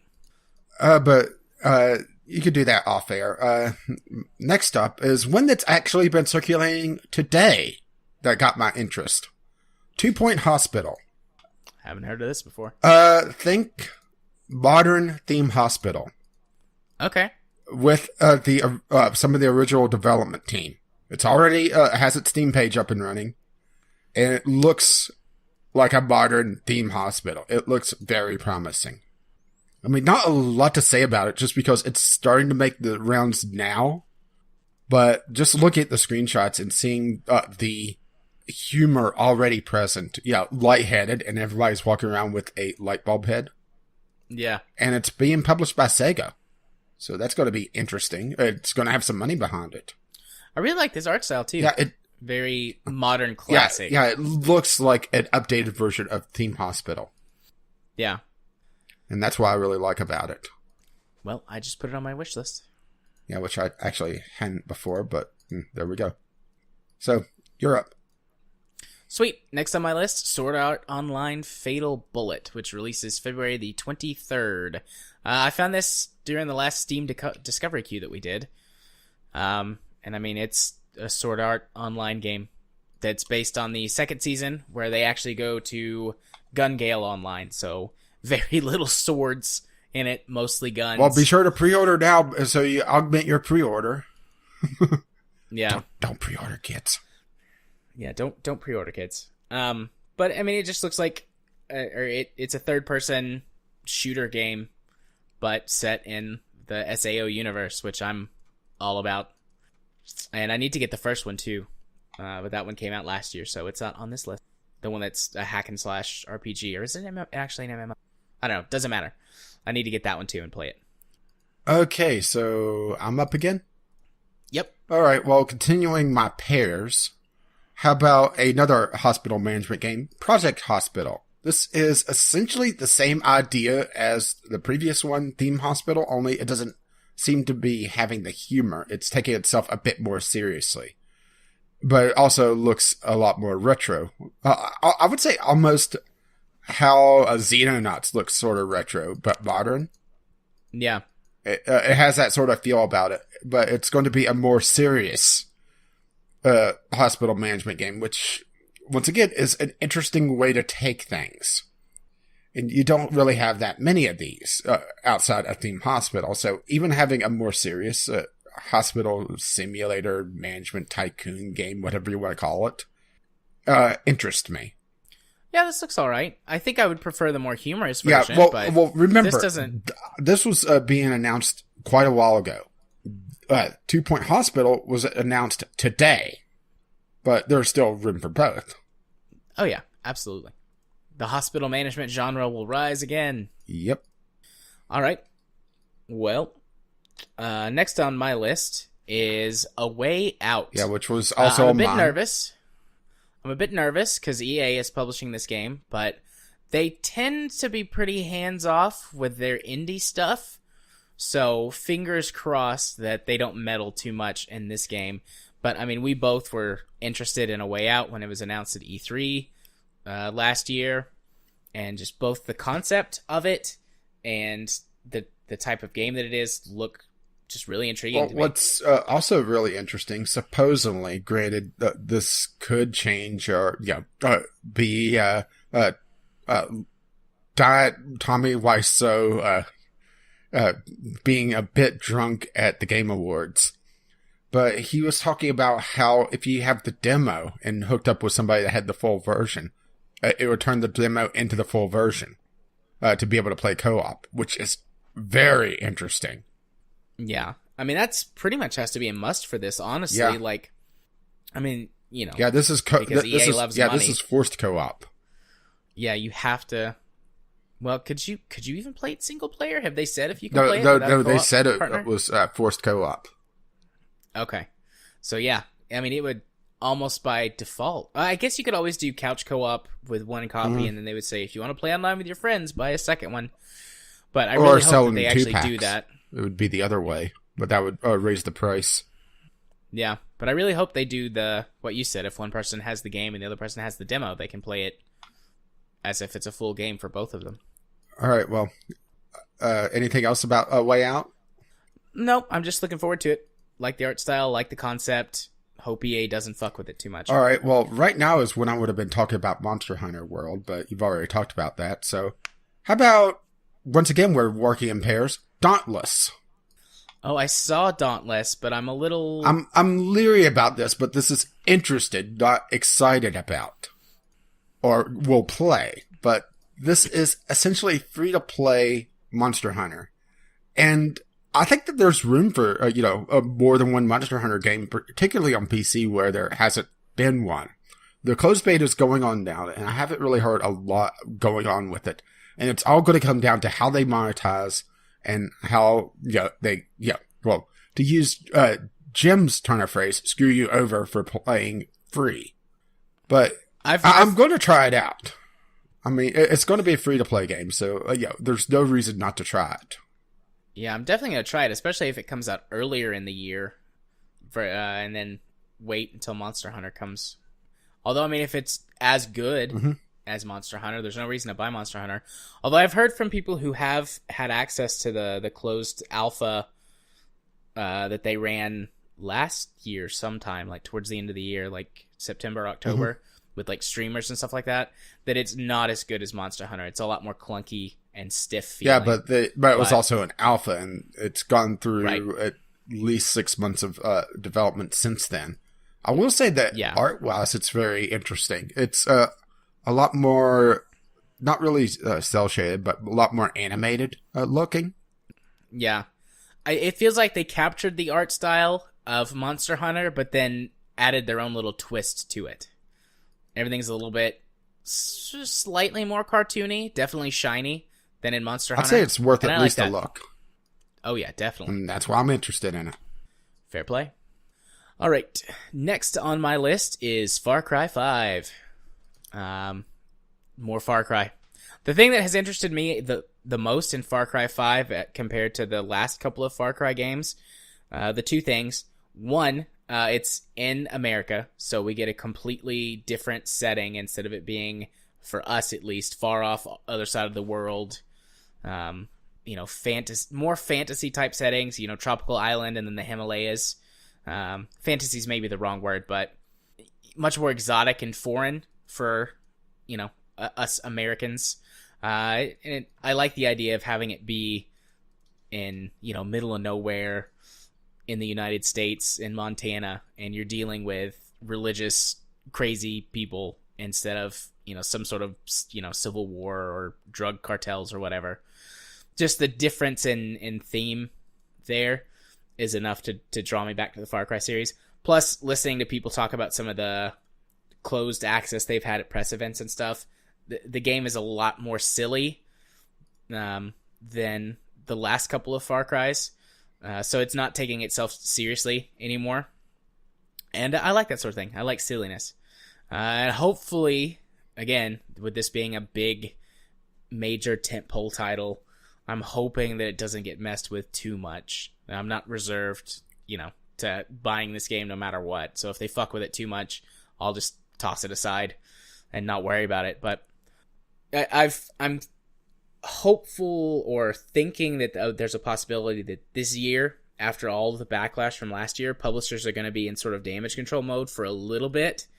And some of these titles are going to be going, no, look, see, we don't have loot boxes anymore because we want you to like us again before we put them back in our games again. And I'm hoping that some of these titles will not have that sort of messing with them. Although with Far Cry 5 being pretty much done at this point, with it just a couple months away, it's got to be just in like the polishing and the bug squashing phase. If those systems were already in place, it'd be pretty hard to redo the game, to retool it, to take them out, I presume. So we'll have to wait and see. But I'm intrigued by the new concept and the direction of which they're taking it. So that interests me. All right. Well, let's start another pair, shall we? Okay. And another tick mark on your list. Jurassic Park Evolution. Yeah. This looks extremely interesting. This is a park builder with Jurassic Park as the theme. And granted, I imagine the entire point of this game is to avoid a Jurassic Park movie, to be perfectly honest. Because that's always the failure state of these, isn't it? Yeah. But having to deal with dinosaurs and the genetics behind it, because this is set in Jurassic World where they're working more with the genetics of the dinosaurs themselves, which technically has been the theme of the entire series anyway, because technically when you want to think about it, they're not dinosaurs. They're dinosaur-shaped monsters, because they are also part frog. I'm just picturing the whole theater scene from the first Jurassic Park where there's the Mr. DNA's up there explaining everything. I'm just picturing that right now while you talk. There's been one of these before. Yeah. It was called Jurassic Park Operation Genesis. It came out in like 99 or 2000. Yeah, for either the first or the second game, first or second movie, not game. But yeah, it was sort of like based around the second movie, but it's like, okay, we got the park working and no more people are getting eaten, so now you build the park. And it was a fucking blast. I played that game so much on PS2 back in the day, and then a few years ago I got an ISO working of the PC version, which, because it was meant for technology in the early 2000s, it took me forever to get that running. But I got it working, and I played it for, I don't know, another 50 hours at like 600 by 800 aspect ratio. See, I never played that, but I played Zoo Tycoon with the dinosaur expansion, which is close to what that was, if I recall correctly. Yeah. But this looks very impressive so far. Great. Do you know who's making this game? No, I don't. Frontier Development, the same people who do Elite Dangerous. They also have a theme park simulator, so I assume that's why they got this. Which theme park one is it? Because there's two major ones. I forget. I would have to look it up really quickly. So if you want to vamp, I'll look that up for you. Vamp. Yes, well done. I mean, there's not really a lot to talk about here because it's Planet Coaster. Oh, that's not the one I was hoping for. Because Planet Coaster is weaker on the management side of things, and it's more of a sandbox tool. Well, Jurassic Park Operation Genesis was that too. It was weaker park management and more just yeah. I mean, I could see this going either way. Just play with dinosaurs, but I would love a more strong park management. Which one were you hoping it was? I was hoping it was Parkitect, even though it's weaker on the rides itself and not as pretty. It has supposedly a lot stronger park management development. Granted, Parkitect is supposedly coming along. Well, Frontier also released Roller Coaster Tycoon 3 years ago. True, so which isn't a bad game, but it's also, it's one of the weaker of the Roller Coaster Tycoon series. They do Zoo Tycoon as well. I didn't realize that. I'm just scrolling through their game system. So I may have already played this. They did Connectimals. Connectimals was shit, but it was fun because you could pet cute tigers. Okay, so my turn? Yeah. Well, here... Wait, no, you did that. You did that. Even though it's on my list, you did that. All right. My turn.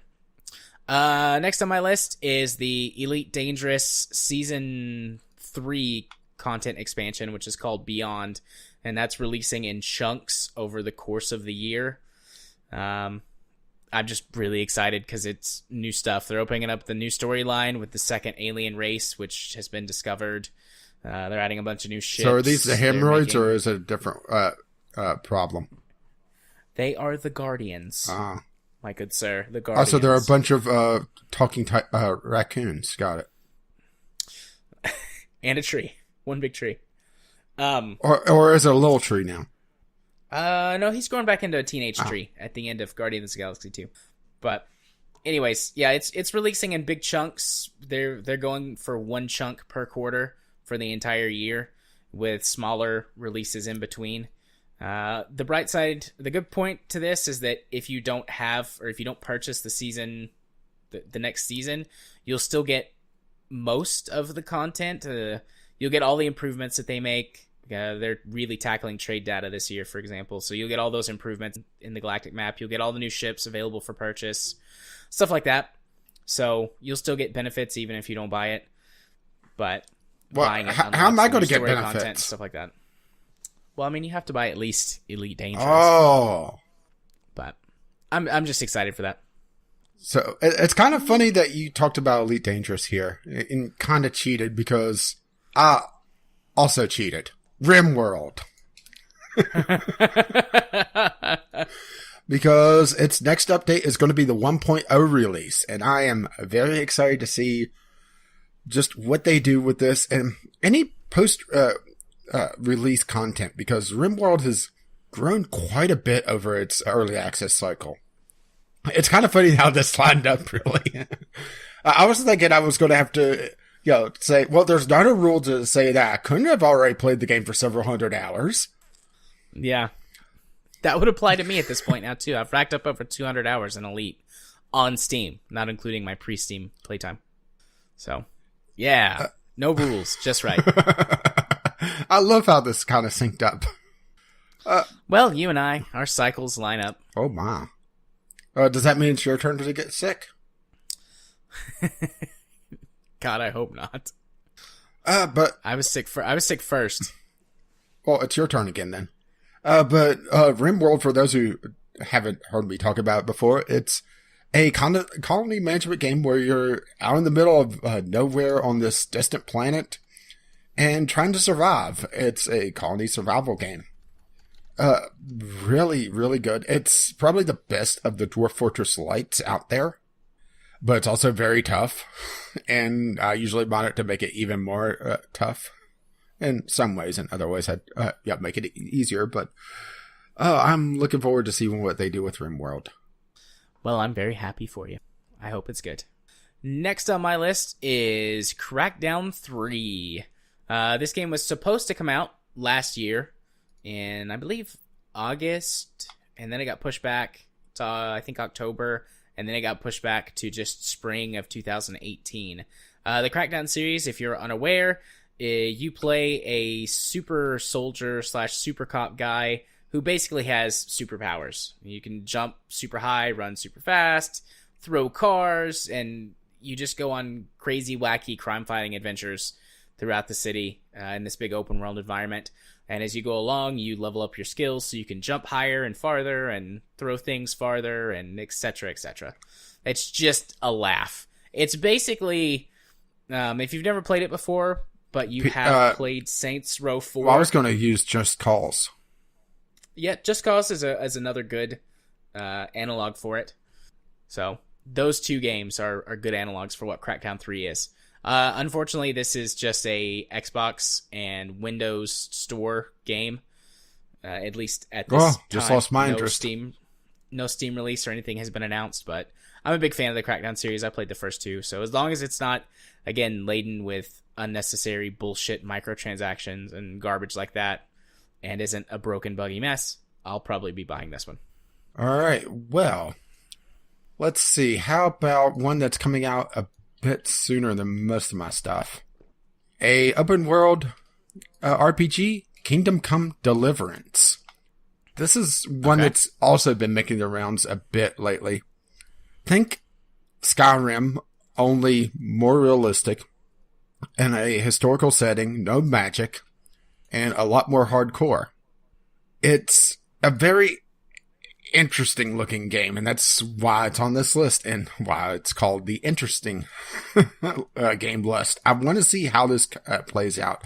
because this is a new studio with a full price AAA priced release, but it looks fucking impressive.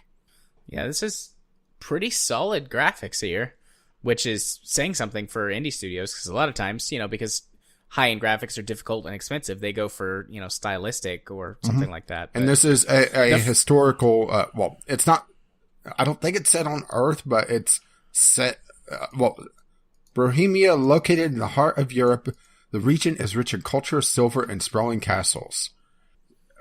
So they are dealing with medieval times. With a non-linear story, open world. It's an ambitious game, and that's why I want to see where they go with it. And it looks like it's going to require a hell of a computer, so it's going to be a while for me to even play it. But yeah, there's a couple of screenshots I looked at, like, when you were talking, I was looking at them, I was like, is this, does this have, like, FMV or something? Like, particularly that first screenshot where that all of the people are in the background. That's some really good looking stuff. I thought that was part of like FMV or something. Yeah, they've also been talking a lot about how they're handling horses, because Skyrim, let's face it, horses in Skyrim are utter trash. Yeah, they're terrible. They're going to handle horses as a more intelligent NPC, so they try to avoid obstacles, and almost like the Assassin's Creed free running, where it plays intelligently with how it moves. So it's going to be interesting to see all the systems come into play and see just how they handle it. And it's releasing next month. I'm just wondering how it does, because, like I said, new studio with a very ambitious project. Yeah, I hadn't heard of this game before. I just put it on my wish list. And as long as it's not a garbage game, I might absolutely put this on my list of games to pick up this year. Because, I mean, I love medieval fantasy style stuff, and I know you said it, no magic and stuff like that. At least that there's not very at least many I haven't games seen anyone that do that well. Talking about a magic system in this. So yeah, but even if it goes for the realism angle, I'm still down for that. Yeah, so I'm interested to see why you have a PlayStation 4 game on this. Right. So my next game is Detroit Become Human.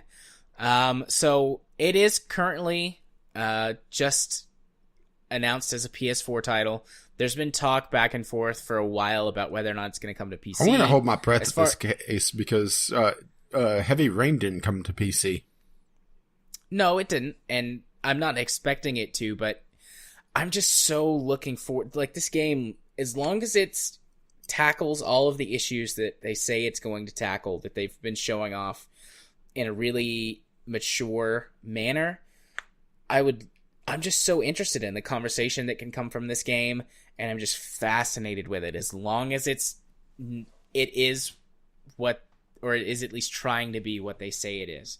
And even if I don't get to play it on PC, there's still conversation to be had about the game itself. And this is something that I'm more interested in for its potential artistic and cultural value versus just being able to play it as a game. And if it's a good game, I've wanted to get a PS4 anyways for a few exclusives. And I would be willing to buy a PS4 for this as long as it is at least trying to be the game that it's advertising itself. So that's why it's on there. Cultural value for me. All right. Well, still keeping up with the pairs. I think this is going to be my last pair, though. Mountain Blade 2 Bannerlord. I wondered if you were going to put this on there, actually. For those who haven't played the Mountain Blade series at this point, it's a sandbox medieval empire builder. And Mountain Blade 2 seems to be that and more, with some absolutely huge sieges, which you haven't really seen done all that well on really gaming in general, outside the Mountain Blade series. Usually they either cheat out, or it's the Total War series. Hello? Yes. Sorry, I was expecting some sort of response to that. I've actually never played Mountain Blade. Mountain Blade, you essentially start as a peasant, and you work your way up, building an army, and eventually either conquering a kingdom or carving your own kingdom out from just the surrounding lands, getting villages under your rule, or you could pledge allegiance to the king and deal with his problems. Because there's I want to say 7 or 8 different kingdoms that you could join and deal with, and they have interconnected politics. And it's a very interesting way to handle things because you are taking the role as the commander on the field. So you're trying to develop your tactics in real time as a person on horseback. And oh, by the way, if you take an arrow to the head, you die, and you pretty much lose the battle instantly because your forces break. So try not to do that. It's a very tough game to sell to some people because it is a lot of building up, a lot of essentially grinding, for lack of a better term, even though I wouldn't call it quite that because it's more building up your forces, not just saying they're doing the same thing over and over again. And Mount and Blade 2 seems to be improving the graphics mostly, but also improving its siege mechanics, improving its trade mechanics to the point where I think it's going to be a more mainstream game. Okay. I mean, I've seen the first Mount and Blade plenty of times on my recommended list, and it's been on and off of my wish list a couple of times, but I might give that a shot this year because I'm sure it'll be discounted. I mean, I assume it goes on regular discount anyways because it's an older game, but they might have some kind of like release date discount or maybe in the summer sale. I'll bump that up the top of my list a little bit and check it out because it sounds like it would be something I'm interested in. Yeah, it's definitely an older looking game. It's not nearly as pretty as even games of its day. It was considered kind of ugly, but it was also a small development team. But it handled a lot of mechanics very well. And there's only a handful of games I could really think of that has sieges the size of this. And deals with realistic arrow trajectories and that sort of thing. It feels like a medieval sandbox instead of, a video game, for lack of a better term. Okay. Yeah, I'll have to check that out. I would say stay away from the last one in the series, Fire and Sword, because they introduced firearms. And well, let's put it this way. They introduced firearms historically accurately. Oh, nice. I mean, if that's what they're going for, though. Yeah, true, but can appreciate that to a certain extent. It's also put it in historically accurate, which could also be very painful, which it was. I would say the best one is probably the Warband, because it also has the multiplayer. There's only a few things that really lacks, which is a couple of the mods that never got transferred from the original Mount and Blade. But very good game. Anyway, you're up. Cool. My next game is State of Decay 2. So the original State of Decay is a single-player zombie survival game where that you are trying to build basically a safe haven and eke out a living surviving among the zombie hordes. You have to find a place to get your survivors to, build it up, scavenge for food and materials, eventually set up your own like gardens and things like that so you can become self-sufficient. It had a story where that you learned what happened with the zombie outbreak, and it did have a conclusion, but honestly the most fun part of the game was to just go into free mode and just try to survive at different locations for as long as possible. And State of Decay 2 seems to be shaping up to be that, but now also there's a 4-player co-op mode where that you can do that, but with your friends. It also seems to have improvements to graphics and some other new gameplay bits and baubles, but from what I can tell, from what they've released at E3 and, press releases and stuff like that, it's basically just State of Decay with some spit and polish and 4-player co-op, which is exactly what I'd like to have. The original State of Decay came to Steam, although it came later. Right now there's no Steam release announced, just currently Xbox One and Windows Store. But the first one did come to Steam about a year after the initial release. So, and Microsoft did own State of Decay at that time. So hopefully State of Decay 2 comes to Steam as well. And kind of makes me want to go play the original State of Decay, which I have. You're up. Okay, so let's see. Yes. This one is also firmly in the interesting category, which I'm not sure if I'll play it, but I want to see how it plays out. Sea of Thieves. Sea of Thieves. I went back and forth on Sea of Thieves. Ultimately, I decided not to include it on my list, but yeah, like I said, it's close. It's interesting.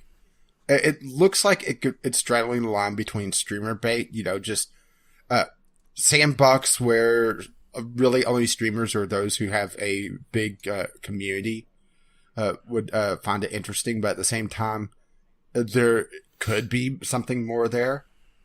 It's there's a couple of pirate games coming out this year, and this is the wacky zany one where you're shooting yourself out of a cannon, going on for buried treasure and that sort of thing. It's like I said, it's very interesting looking. It's come a long way since its first reveal to its last E3 reveal, but it still seems to be lacking content. But that could just be them not wanting to show all their cards. So, like I said, very interesting, but not sure if I'm going to play it. Yeah, Sea of Thieves is an interesting looking game that if people in our community were like, wow, let's play this, I'd probably buy it and play it, but I wouldn't buy it myself. Yeah, That's it's ultimately why I marked it off the list. Yeah, it's definitely a group play only. I don't think it would be good for single player at all, or even playable single. And that's why it's not, I gotta play this. It's, that's interesting. Yeah. Well, next on my list is Sunless Skies, the sequel, I guess, to Sunless Sea. I'm not 100% sure if it's a direct sequel or if it's just set in the universe. This was one I considered, but I decided not to because my big concern about it is pretty much the same I had with the first one, is that it's going to get repetitive because it's technically a roguelike. Well, roguelike, but you'd have to play the story several times, and there's only so much that they could do. Yeah. Well, I mean, we both played the first one 2 years ago, give or take, and we both talked about it. We considered it for Game Club at one point. A couple times actually, but it's also a bit of a time sink. Yeah. So I really liked Sunless Sea a lot. And Sunless Sky is basically, from what I can tell, that with airships. So I'm in. That's pretty much what I have to say about Sunless Skies. I mean, I really do like the world and the way that they do their storytelling, and it can definitely become repetitive, and I experienced some of that in Sunless Sea, but I really like the game and its world that it's created and the way that it tells stories. It definitely looks interesting, but like I said, I'm not sure about it just yet. I want to see how it plays out, but that's, a good chunk of my list anyway. Right. So, my turn? Yep. Okay, well, I'm going to drop 2 on here because A Way Out is after this, but, we've already covered that. So, how about... Okay, I'm going to sell this to you right now. First of all, it's by the devs of This War of Mine. Okay, that's a positive note for it. It's a city management game. Okay. And it's Frozen Steampunk. Frostpunk. Oh, I've seen Frostpunk. I completely forgot about Frostpunk. It's on my wish list already. Yeah. I just forgot about it. I didn't mark mine because I didn't want to give them away. But this looks very, very interesting. I mean, I already said it's by the devs of This War of Mine, so you know that they're not going to pull any punches. And it's in a frozen world dealing with steampunk technology. I mean, it looks absolutely beautiful. And I imagine it'll be heart-wrenching. I mean, there's not really a lot to say about this. It doesn't have a release date just yet, but I'm looking forward to trying it. Yeah, me too. Good pick. Good pick. All right. Next on my list, Final Fantasy 15. Yeah, this is one I considered, but decided that probably not, because it's kind of a known quantity for the most part. Yeah, and this is the PC release. Obviously, Final Fantasy 15 released in December of 2016 for console. Yeah, I did hear the PC requirements. Did you hear about them yet? No. Yeah, this sucker is fucking huge. A hard drive requirement. Do you want to guess? 100 gigabytes? Yes. Sweet. I mean, it's the PC release is supposed to have all uncompressed. I think it's supposed to have uncompressed audio and up to 4K textures in it by default. Why do you need uncompressed audio? I don't know. Because they're Japanese, I guess. Dude, racist. Yeah. But I originally was going to buy this on console sometime in the previous year. And I was going to wait until after they released at least the first full set of story DLC. That was like the last chapter of the game that they wound up having to cut out for time constraints.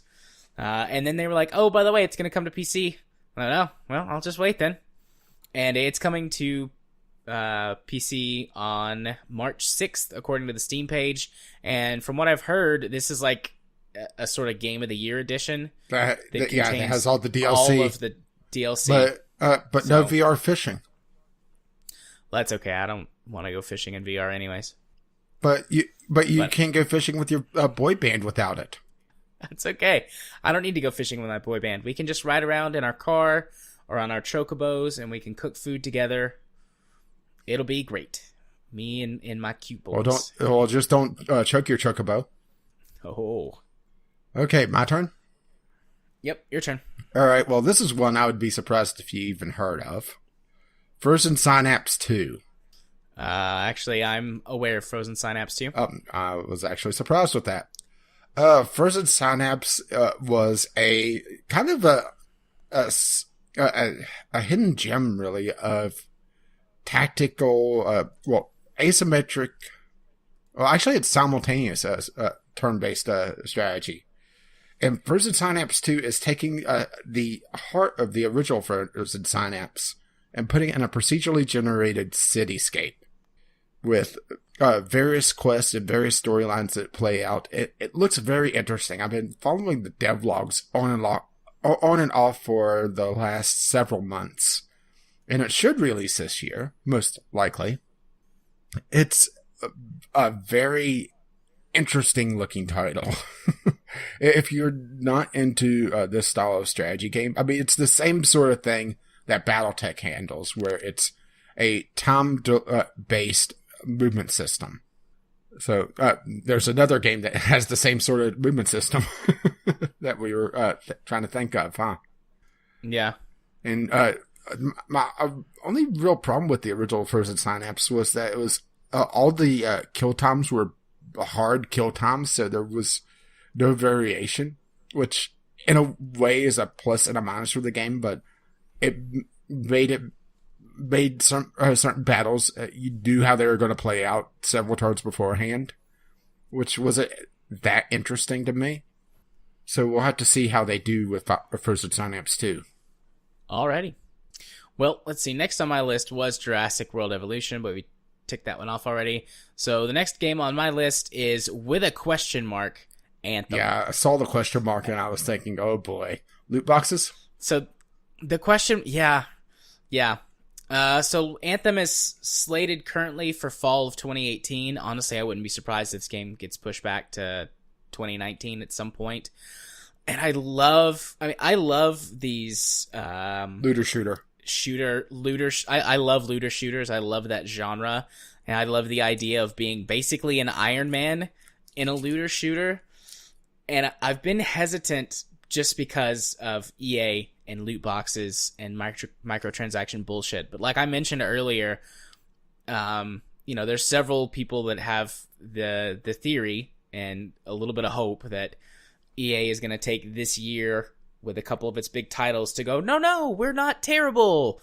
and pull back on some of that stuff to get everybody sort of lulled into a false sense of security before they go back or introduce it into more games. And I'm hoping that Anthem is at the right spot in development that they can apply that to, and it won't be a festering pile of gambling garbage. But, I mean, if it is, then I'm just going to be sad and ignore it.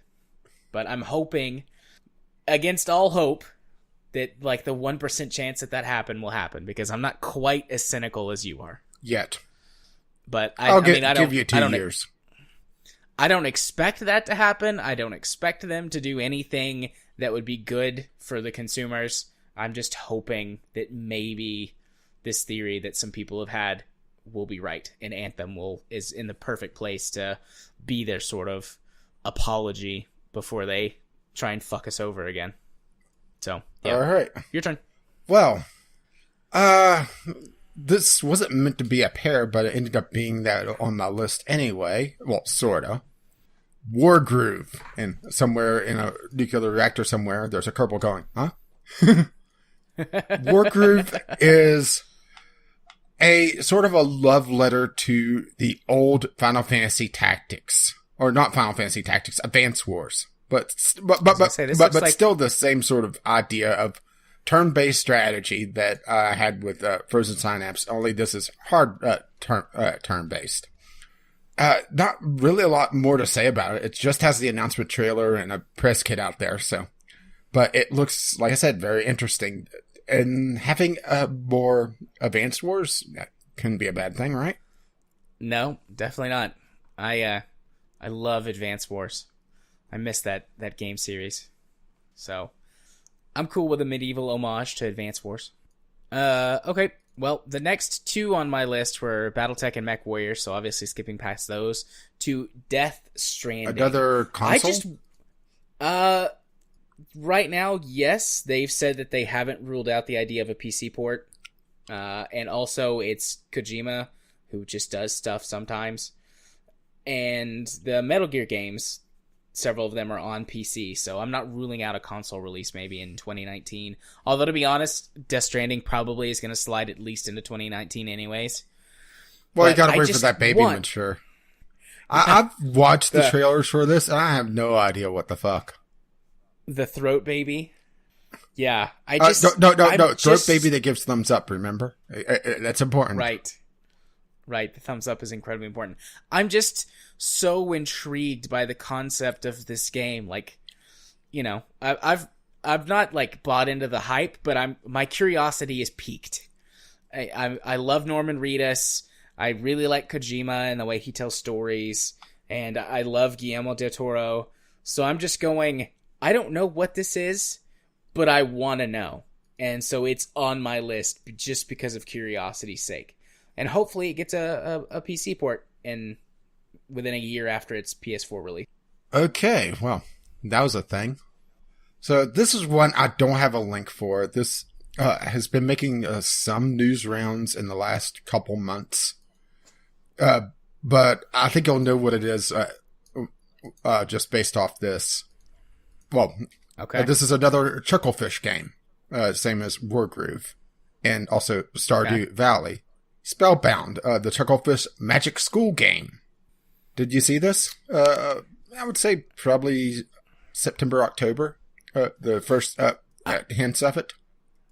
I remember some people talking about it somewhere. Probably on a podcast I listened to. I highly doubt this is going to come out this year, but I'm throwing it on anyway just in case, because Chucklefish tends to hold their games and not really tease them that much without, having a firm release date already in mind. Because they did the same with Stardew Valley. Granted, Stardew Valley was also kind of a weird case because it was in independent development for quite a while. But this, I realize there's no link for this. If you look up Chucklefish Magic School game, you'll get a bunch of articles though. It's a very interesting concept. You don't see a lot of Magic School games either, do you? No. And this, a lot of people are saying essentially Harry Potter meets Stardew Valley with a romance in it, and I'm sold. Yeah, that sounds pretty good to me. Yeah, there's some more recent articles talking about how they're going to have a more realistic romance system in it, so it's not like Stardew Valleys where you give the right gift over and over again, and that's it, you're done. So it's going to be an interesting one. And It's also, the few screenshots that they've shown are also very pretty, even for pixel art. I mean, I strongly suggest go checking out some screenshots, and I'll probably link to an article or something for a few screenshots for this, but it's just, this is one of the two that I have that don't have any links yet.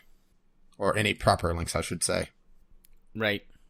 Yeah, believe it or not, Death Stranding didn't have any proper links. I just got the IMDb page for it. Maybe I should just link to Thumbs Up Baby. That would work. Okay, my next game is Ace Combat 7.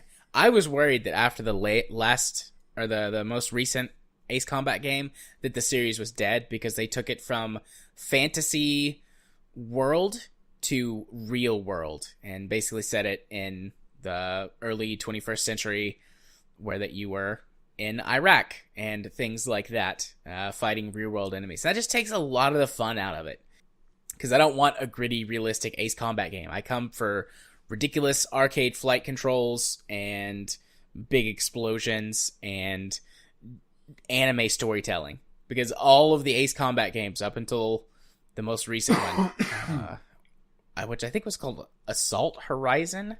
It's on Steam. Yeah, Ace Combat Assault Horizon.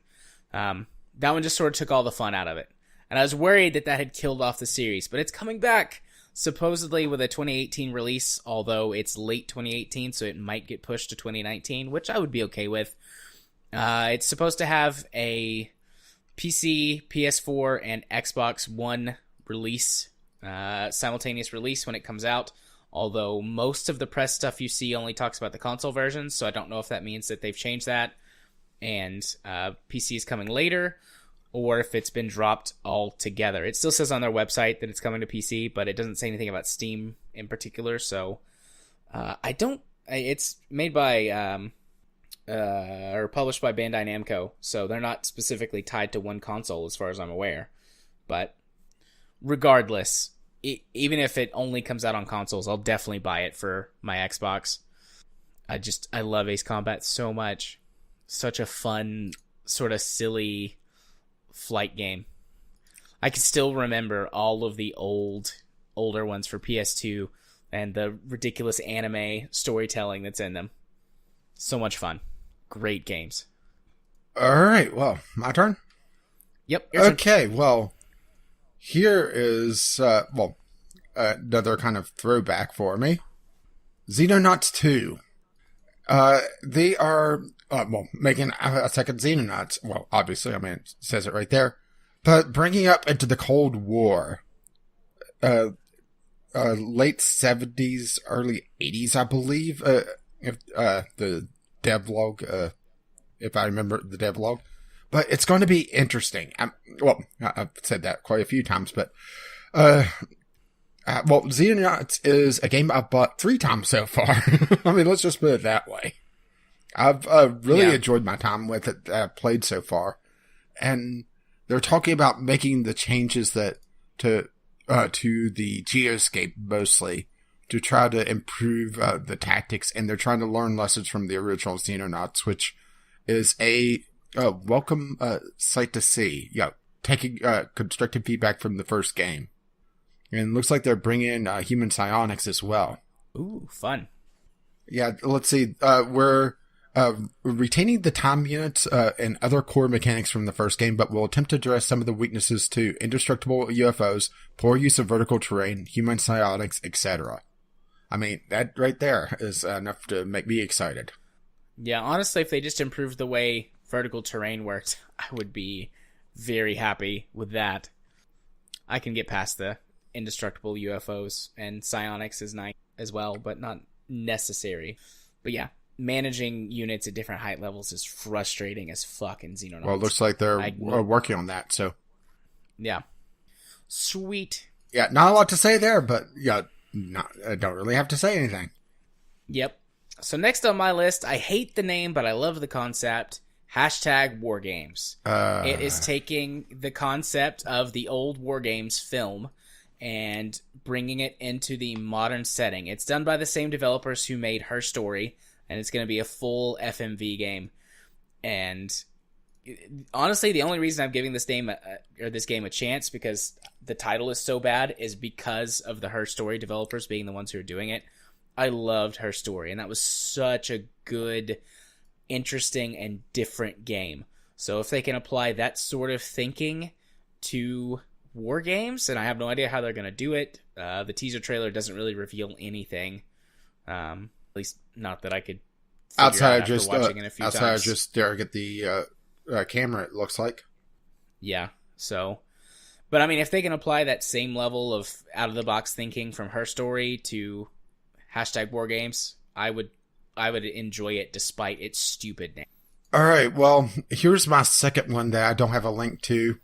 I could provide a link, but I don't even want to have the possibility of ruining Game Club. Wolf Among Us Season 2. Yep. I saw that. Almost put it on my list too, and then decided not to. Yeah, we have a couple that we thought about but didn't, but ended up on the other list, so there you go. I mean, I can't really talk a lot about this, especially because I haven't gotten through Wolf Among Us yet, but the fact that they're continuing the story, that's enough for me. Yep. I assume it's still Telltale? Yeah. Okay. Yeah, I didn't want to look too much into the trailer just in case it spoiled the Game Club, but it looks like they're keeping a good chunk of the original voice cast as well, which is always nice. Well, that's good. All right. Well, the next and final game on my list is Into the Breach. This is made by the developers who made FTL. Yeah, if Steam Direct wasn't a thing, I would have probably seen this. Because trying to find anything on the Steam upcoming releases like I did last year, don't. Yeah.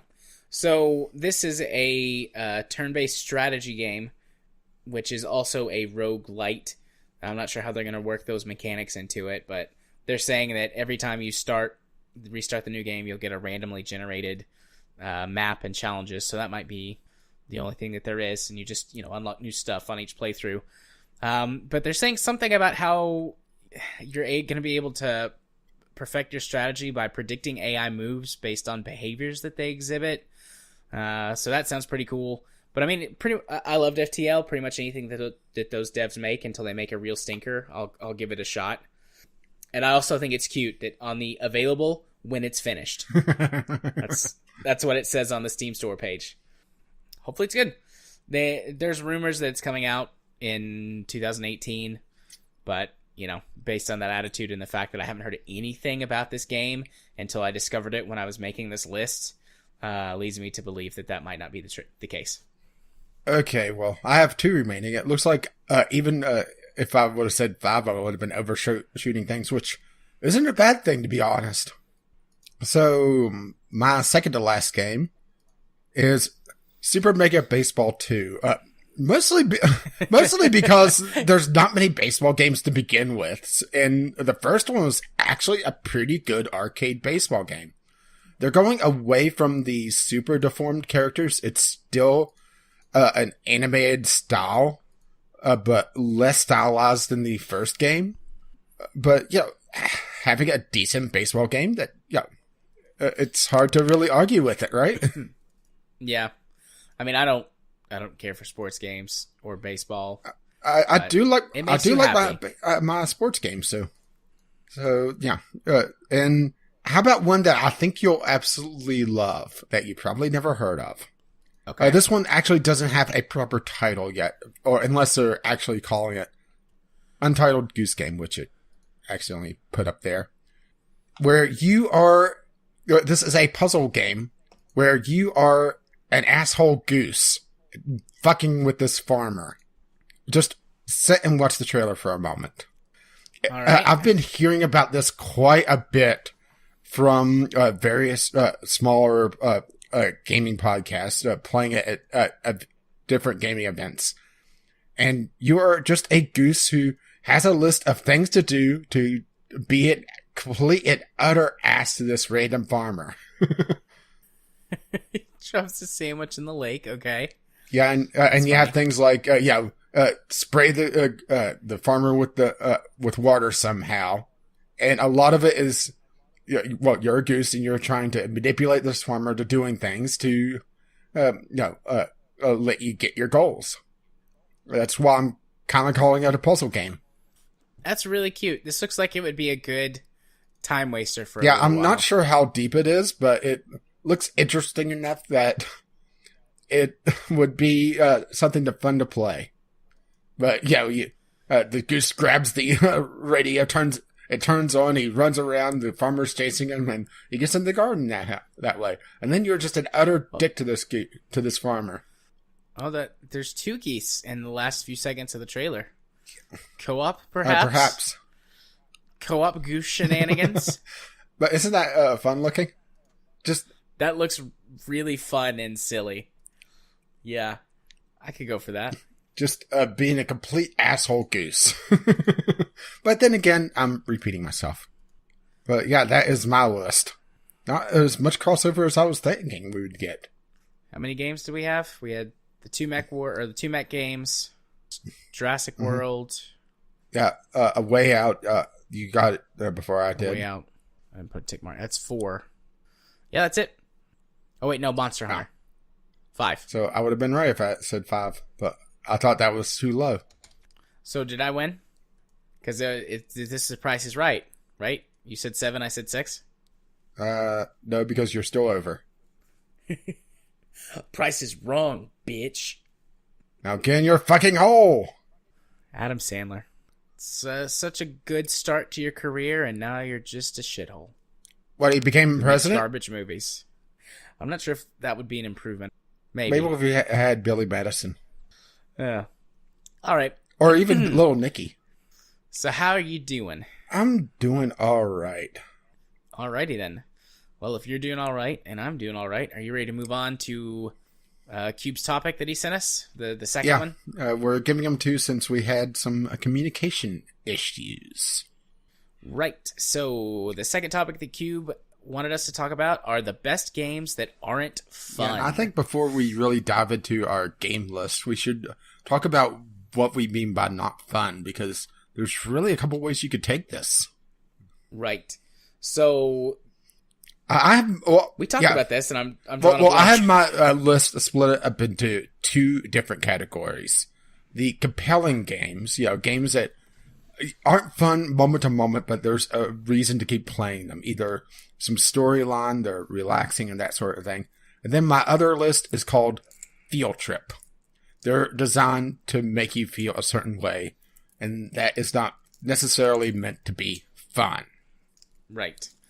There were 2. Was it 2 or were there 3 obvious ones for that? It was 2, right? We both instantly thought of 2 Field Trip games. I mean, pretty much instant this topic came up. This War of Mine and Papers, Please.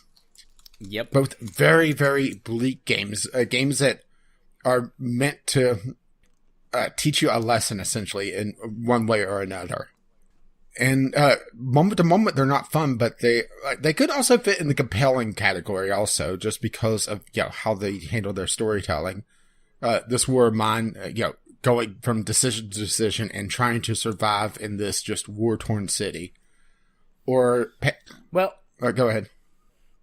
This War of Mine, I don't think belongs in the just compelling category. Yeah, that's why I put it in. That's why I put it in Field Trip, because I felt like it was more fitting there. Yeah, this War of Mine, moment to moment, just makes you feel like shit. Especially the first few times you play through it before that effect starts to wear off as it just becomes, as you become inoculated to it. Just because you're doing so much bad stuff, presented with choices that are bad and worse. And peering into your characters, being depressed and suicidal, and it just, oh man. Yeah, and Papers, Please isn't exactly, a happy-go-lucky thing either, because you're dealing with, having to deal with this oppressive regime, or constantly changing the rules, and trying to keep your family alive, and just feeling absolutely shit whenever you have to turn off the heat to save money because you didn't stamp enough passports, or even worse, they changed the rules, so you screwed up a couple times and it cost you money. Yeah, that game constantly makes you feel anxious as well if you really get into it because of that. And it's like, well, I could take the bribe or I could do the thing that breaks the rules to get whatever. But if I get caught, then what happens? And even if you follow the rules and you watch that person go out and as the next one comes in, you're keeping an eye on that printer. It's like, okay, did I miss something? Did I miss something? Fuck! What did I miss? Yeah. And some of them are just brutal. Maybe Papers, Please could fit a little bit more into the just compelling, but I think I'd argue for it to be in the other field category, trip. where it's the field trip category. But yeah, we sat down, each of us came up with a list of games to talk about. Yeah, and some of them are kind of paired off, some aren't for me, just because that's how it worked for me. I have a few that are kind of representative full genres. Yeah. I just kind of thought of games that made me feel a certain way or another. There were a few that I had missed that you picked up as well. Yeah. So. Do you want to alternate, or how long is your list? Well, mine I could talk about in groups as well. So, let's just talk about a game club game. To the Moon definitely feels it gets in the field trip area as well. Yeah, To the Moon's gameplay is honestly pretty bad. It's somewhere between non-engaging and bad. Yeah, that one combat section was just absolutely horrible and felt like it was just there to pad out the game. But overall, To the Moon is a very kind of depressing story whenever you really break it down. Yes, it is. And the fact that people seem to mistag it because I think they go halfway through the story and put it down. Yeah. I mean, it's not a very long experience either, 3-4 hours. So, but yeah, I mean, just the way the actual weight of the story and what you're doing combined with that gut-wrenching soundtrack. I don't think I've had to talk to a single person who's played this game that hasn't cried. I don't think I cried, but I definitely did not enjoy my experience. Yeah. Okay, well, it hasn't felt bad. Hasn't shed a tear. Did you shed even one solitary I'm not tear? sure about that. Oh, I bawled my eyes out the first time and the second time. I think my worst time was actually Brothers: A Tale of Two Sons, which I would also kind of put in this category as well. Yeah, I agree. It starts off very light, but as it goes on and on, it becomes less and less fun, especially once you hit the city. I would say that's when it becomes a non-fun game, but that once again, that's where you draw the line, because that's the last third of the game, last quarter. Right. Yeah, but Brothers is pretty short too, a few hours. I picked out a few games that I'd recently played that I found compelling as opposed to fun. Space Plan, I talked about that on the podcast a few months ago at this point, I believe. That's a clicker game that is kind of silly, got some funny storytelling elements to it. It's not really a lot of fun, but as you go through, there's some interesting story beats that keep you going, and then the ending is just gorgeous. Yeah, I haven't played it yet. You sent it to me. The pixel art that it does for you, mixed with the soundtrack that plays basically as the credits, I was pretty wowed by that. So not fun, but compelling to get you to the end, where it feels sort of like, I mean, it definitely is like a work of art. Like that's what this is. It's a weird sort of museum art gallery that you go to, or like an art exhibit. And as you walk through it, you're sort of drawn farther in. And then when you get to the end, you're like, oh, wow. Okay, this all comes together and is beautiful. And that's what Space Plan is. Well, if you want to talk compelling, I have Dwarf Fortress, the Sim City, kind of just genre as well, with city skylines. You could throw Rimworld in there. All of them are compelling in their own way, where it's about how long you last, or how much you can build up. But moment to moment, it's not really fun per se, unless you enjoy, like in City Skylines, setting and building little individual details that honestly you would never really see unless you zoomed way in. But it's that compulsion of wanting to try to design your own city, design a place you may know or a place you may be dreaming of that keeps you going. But it's not necessarily fun on a day-to-day or moment-to-moment basis.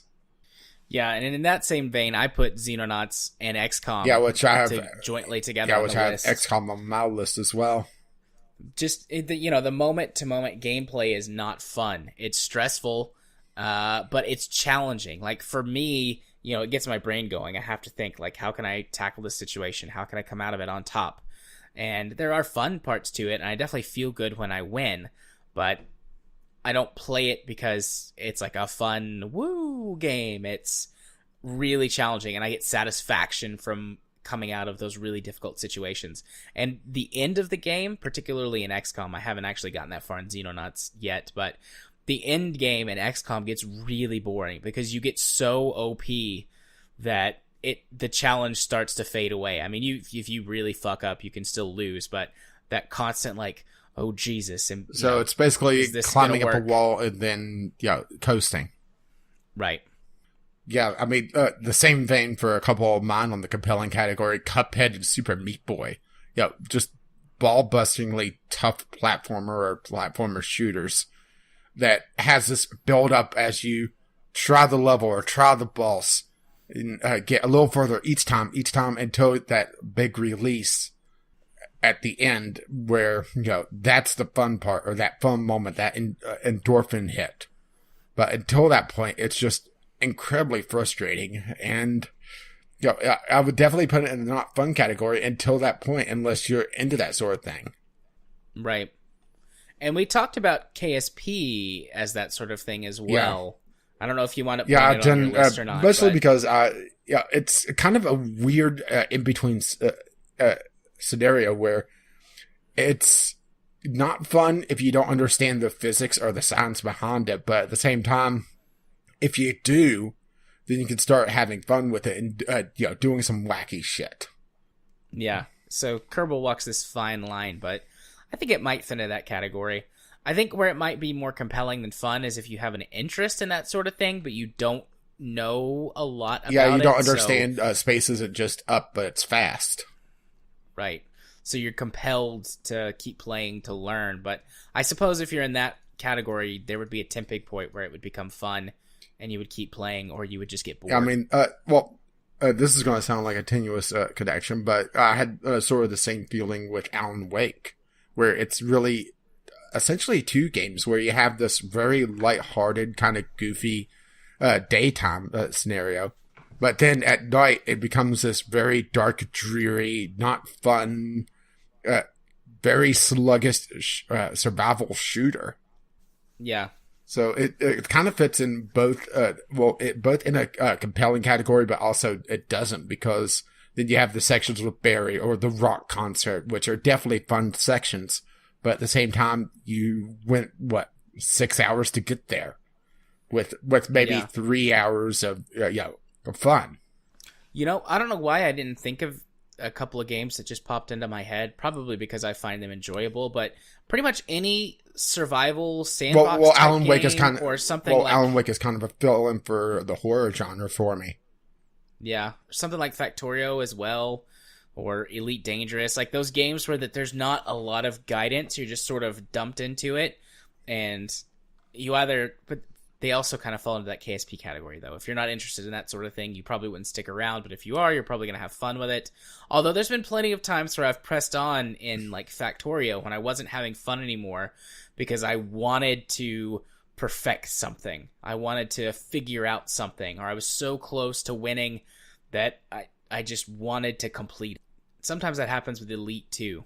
Like, I'm really close to that next rank or that next thing that I want, and I'd rather stop playing for the night, but I'm right there.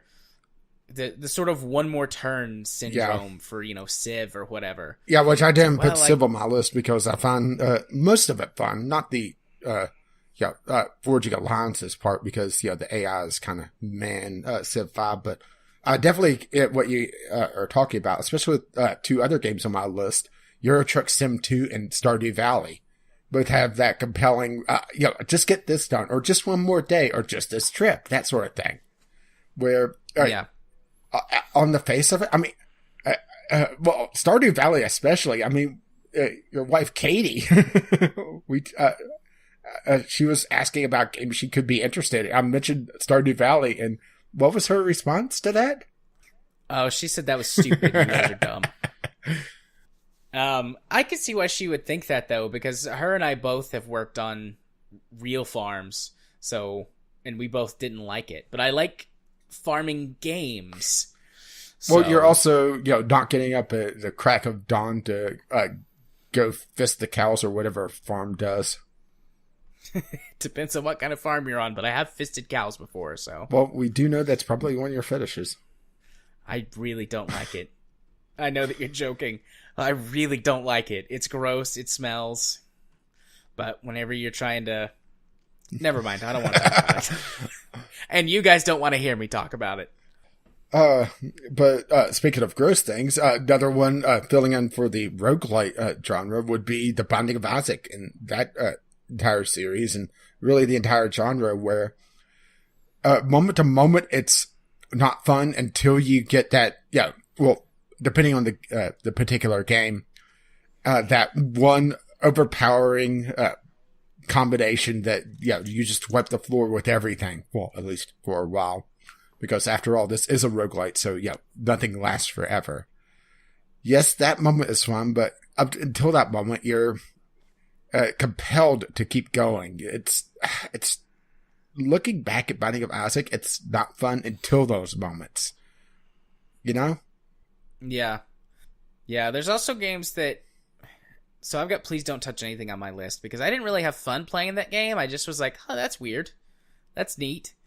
So just sort of curiosity kept me poking around in that for a little while until my curiosity It's amazing how well we're sated synced up because, skipping XCOM because I already talked about it, but King's Quest, the King's Quest series, and really the old school point and click genre, Sierra style point and clicks where everything was out to kill you. And a lot of the interest of the game wasn't just getting through the game and getting through the story and whatever moon logic puzzles are involved, but also how you could die.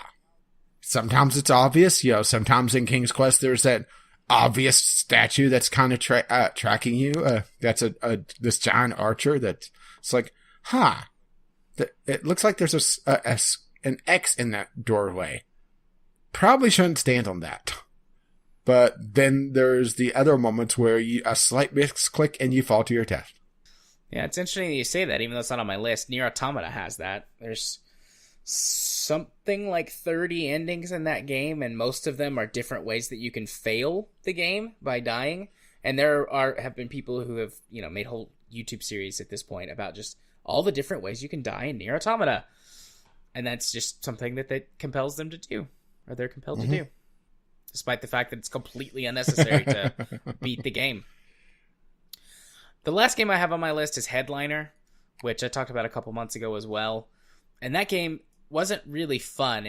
Most of the gameplay elements are pretty boring, but just the idea of how much of an effect media can have, news media, on people's outlook and the way that things are handled, especially with the current political climate, was just really fascinating.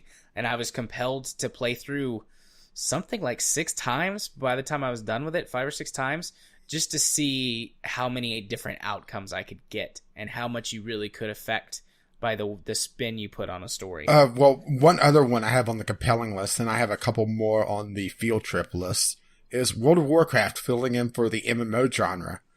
Once again, it's one of those games that, for certain people, it's definitely a lot of fun, but at the same time, a lot of the compulsion was, play with your friends, turning it almost into a virtual chat room, or a 3D chat room, I should say. Before VR chat was a thing. Yeah, I mean, for both World of Warcraft and EVE Online, for me, at points those games were just chores. It's like, all right, got to do my dailies, got to check on my whatevers for whichever game it was. Yeah, and if you don't do it, you fall behind your friends, and then your raid spot may be gone or whatever. Right. And that was not fun. It was work. But I had to keep doing it just like you do a job because you need to in order to, be, like you said, ready for raids or whatever. The most fun that I ever had out of World of Warcraft was playing with Katie when we were dating, and then later playing with my mom once I got her into the game. Although now she's way past probably me.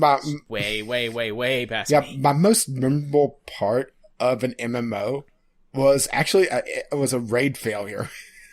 It was actually kind of a goofy thing. Shall I share the story? This wasn't in World of Warcraft. This was in EverQuest. Going way back. Okay, in the Bastion of Thunder, which was one of the mid-tier raids for expansion pack like 5 or 6 out of like 14 or 15 now. One of the last raids, I think it was actually the last raid there, was this kind of usurper thunder god that's trying to take over the plane of thunder. Story, right? Well, the raiding in EverQuest was always iffy as best because it didn't have the proper interface. It was kind of just this hapdash thrown together thing. Like most of EverQuest, to be perfectly honest. Looking back at EverQuest, it's this absolute massive grind. It's kind of masquerading as a pseudo game, more chat room than anything.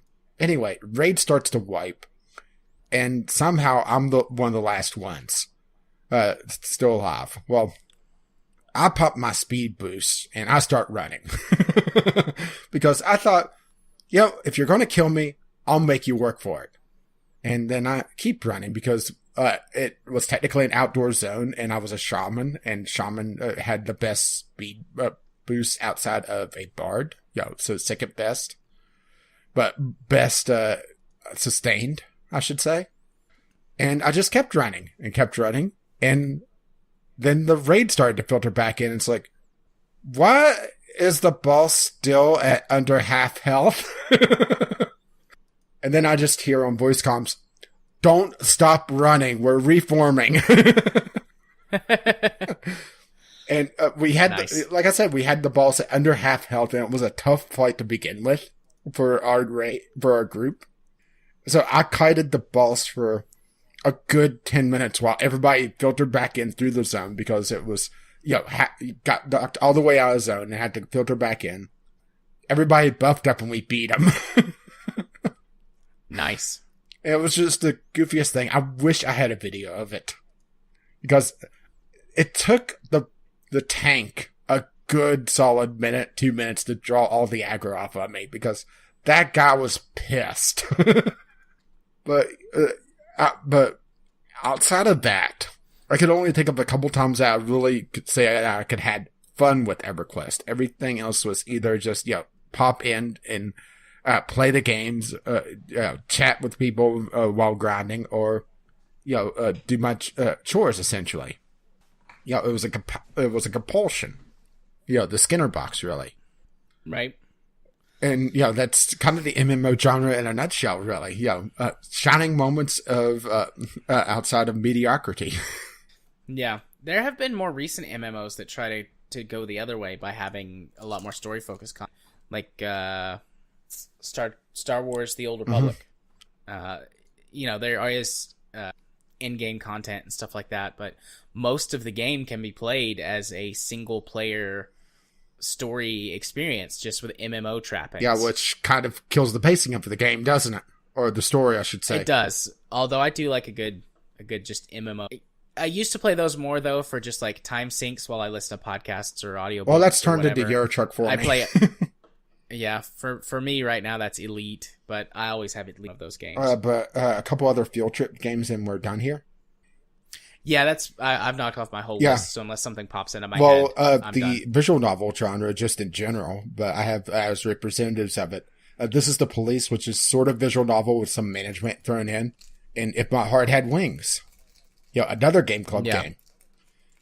Very story focused, usually, unless you're playing one of Jared's, not goofy, schlocky, tits everywhere, but more serious, visual novels, even though they can have tits, and often do, actually.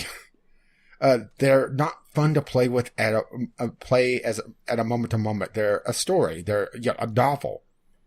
And there can't be all highs in a novel, otherwise it gets rather boring after a while. I mean, I think even my schlocky visual novels would fit into that category because they're not necessarily fun to play. It's just like, haha, this is a silly story. Although I guess but you can enjoy the story too in a non-schlocky one. So, but still, yeah, I think pretty much all visual novels fit into that in some way or another. Some far more than others. I mean, I would say probably the best example would be something like Clannad. But I haven't played it, so I don't want to throw it in. Yeah. But then my last one is Valiant Hearts: The Great War, which has its moments, particularly some of the boss fights, which are set to classical music. But it is just a depressing, heartfelt story that, is very not fun, particularly the ending, which I don't really want to spoil. But, yeah, just a really heavy games like that in general. Well, Brothers of Tale Two Sons would fall into that as well. Just telling these heart-wrenching stories, not fun. It can have its own moments. In Brothers of Tale Two Sons, dancing with the inventor, that sort of thing. But then you have Spider Lady, right? Spider Lady. But that's my list. Ended up coming with a few others, but more just categories in general. Yeah, so did we actually technically answer the question of the best games that aren't fun? Technically, no, because it's really comes down to personal preference. Because, we mentioned Kerbal because, if you don't have the science knowledge behind it, it wouldn't be fun, but at the same time, it would be compelling and be one of the better games. XCOM could be another example. You don't have the strategic knowledge or, knowing how the game mechanics work, but at the same time, it could still, be compelling and be the best game. The best game is kind of a misnomer, to be perfectly honest. Yeah. Yeah, that's true. There's very few things that you could just go, yep, that's objectively the best thing, especially when it comes to entertainment and art. I mean, hell, people could absolutely hate city management games, but I could think, SimCity's definitely the best. Well, okay, definitely not 2013 installment, but still. So I don't think there's really a best game. There's definitely ones that stand out. Particularly the first two that we think of immediately, Papers, Please and This War of Mine, and, lesser ones like To the Moon or the Brothers of Tale Two Sons. But even then, they don't have to be dark, depressing, heartfelt stories. They can be, just compelling games like Euro Truck, where you're just sitting there driving along listening to podcasts. Is it fun? No, most likely not. Is it compelling? Well, yeah. Is it the best game? Well, it depends on what you call best. Here. What? Yeah, so that was that. A good discussion nonetheless. Even if it didn't technically answer the question. We'll just put Kyle on it. Yeah. So now we're going to move it on to our community corner, where we have a few tweets this week and then 2 audio letters. One of them particularly lengthy, but that's all right. I'd rather have lengthy community engagement as opposed to no community. We're going to start off with Kyle's audio letter. And without further ado, I'll just let Kyle tell you about what's going on. Greetings, J. Arthur and Caffeine Rage. This is Kyle coming at you this week about PUBG. So some of the members of the community and I have been playing a lot of PlayerUnknown's, and for those who don't know what that is a game in which you and 100 other people are dropped onto what I will colloquially call Murder Island. The idea is to be the last man standing in a scrounge-em-up survival sort of battle royale. The game proper starts with you and your 99 competitors in an area. You need to choose when and where to drop in order to maximize the amount of loot and minimize the amount of danger that you're going to encounter. Through the course of running around on the island and scavenging various weapons, armors, and health pickups from the various structures that dot the landscape, you need to continually make your way into a safe zone, which is continually shrinking. If you find yourself outside of the safe zone, you will start to take damage. It's not a whole lot in the first couple of collapses of the zone, but as the game picks up intensity, the longer you stay outside of the safe zone, the more likely it is you're going to die within a few seconds. Now, that very gamey aspect of the experience is definitely a good idea. It prevents people from just turtling up in a random shack somewhere and forces confrontation in the end. You need to be the last person standing in order to get that sweet, sweet chicken dinner. So why am I talking about PUBG? Well, partially because Cube, Ghost, Mel's, and I have been playing it, we've been having a really good time with it, but also because I wanted to answer a pretty stupid question that nobody was asking. The question was, if you took 100 random average Americans, who would survive, how good are your odds of survival, and what actually goes into surviving PUBG. In order to do this properly, I had to set up a few ground rules and assumptions. The first is that people are being dropped in as is with no additional training. This prevents the question from becoming irrelevant at the first hurdle. Second, in the game, the parachutes will open at a preset altitude from the ground, and I'm going to assume that the same is true in real life for our scenario. That way, a lack of parajumping skills is not necessarily going to handicap this at the first hurdle. That having been said, let's get started. How many potential participants do we have for this? Well, at time of recording, the current US population is 325 million people. Awesome. So your chances of getting selected for this are something in the neighborhood of 0.003%. I like those odds. But what skills do you possibly have that could give you the edge in this game? So, what would give you an edge in these games? Well, the first thing that comes to mind is a proficiency with firearms. Most of the kills in this game are performed with firearms simply because, well, they're everywhere in this game. So, that seems like a pretty straightforward question. We just need to know the number of people in the United States who own a gun. How hard could that be to answer? Weirdly enough, this was the number that I had to speculate the most on. See, for whatever reason, we don't have an accurate number of how many people own guns in the United States, but we do have fairly accurate numbers of how many guns there are in the United States. The estimate ranges from between 270 million to 310 million.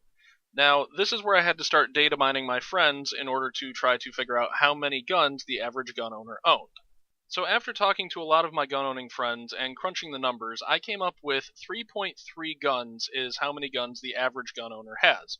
This takes into account people who own a lot and also people who only own one. So that's pretty easy. We take 290 million and divide it by 3.3, and that gives us somewhere in the neighborhood of 88 million gun owners in the United States.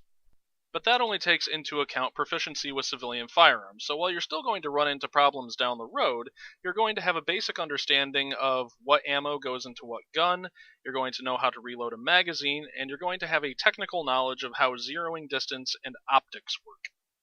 In addition to that, being familiar with firearms conveys better aim. The average among my gun-owning friends and myself is about an 81% accuracy with pistols, and about a 90% accuracy with basic rifles. Alright, that's a good start, but what if you had more skills?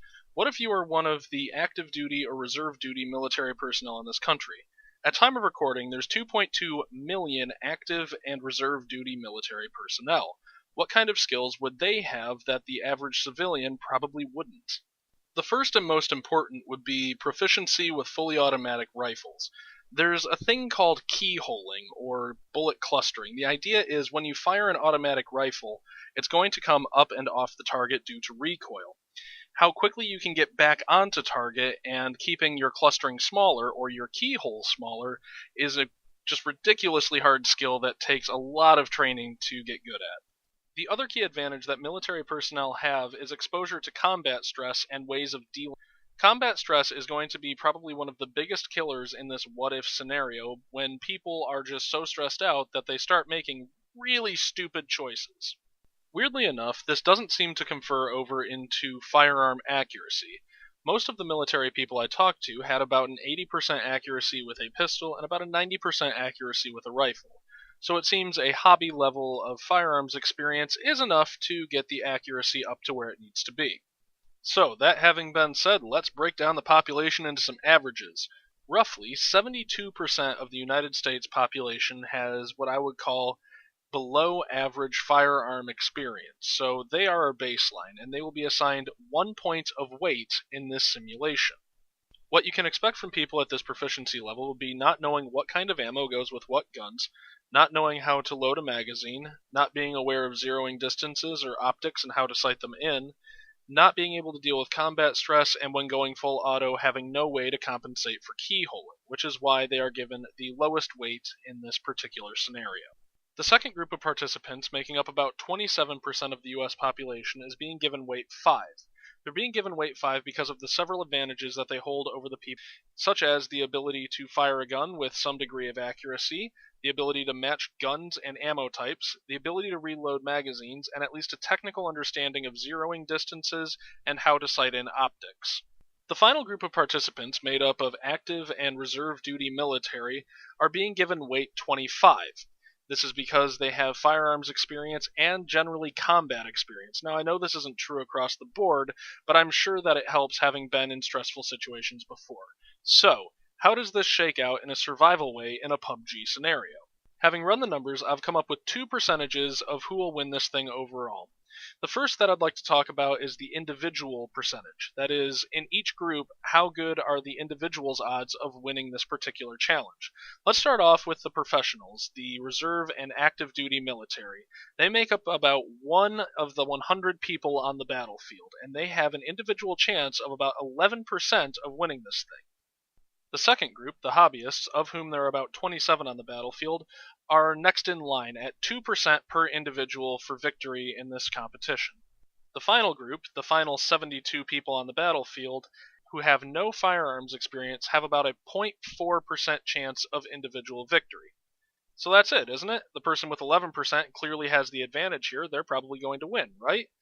Well, that would be discounting a lot of factors, such as the other players and the constantly shrinking zone of play.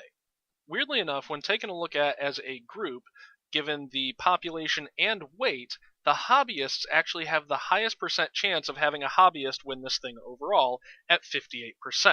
The next most likely group to win is actually the people who've never fired a gun in their lives, at 31% likelihood that the winner will be from that group. The reason mostly comes down to the fact that there's 72 of these people running around, and that kind of swings the odds a bit more in their favor. Now, the last group, the active and reserve duty military, still are sitting at an 11% chance of winning this thing overall. This is simply because they are only one person, and it's pretty likely that they'll get taken out at some point in this game.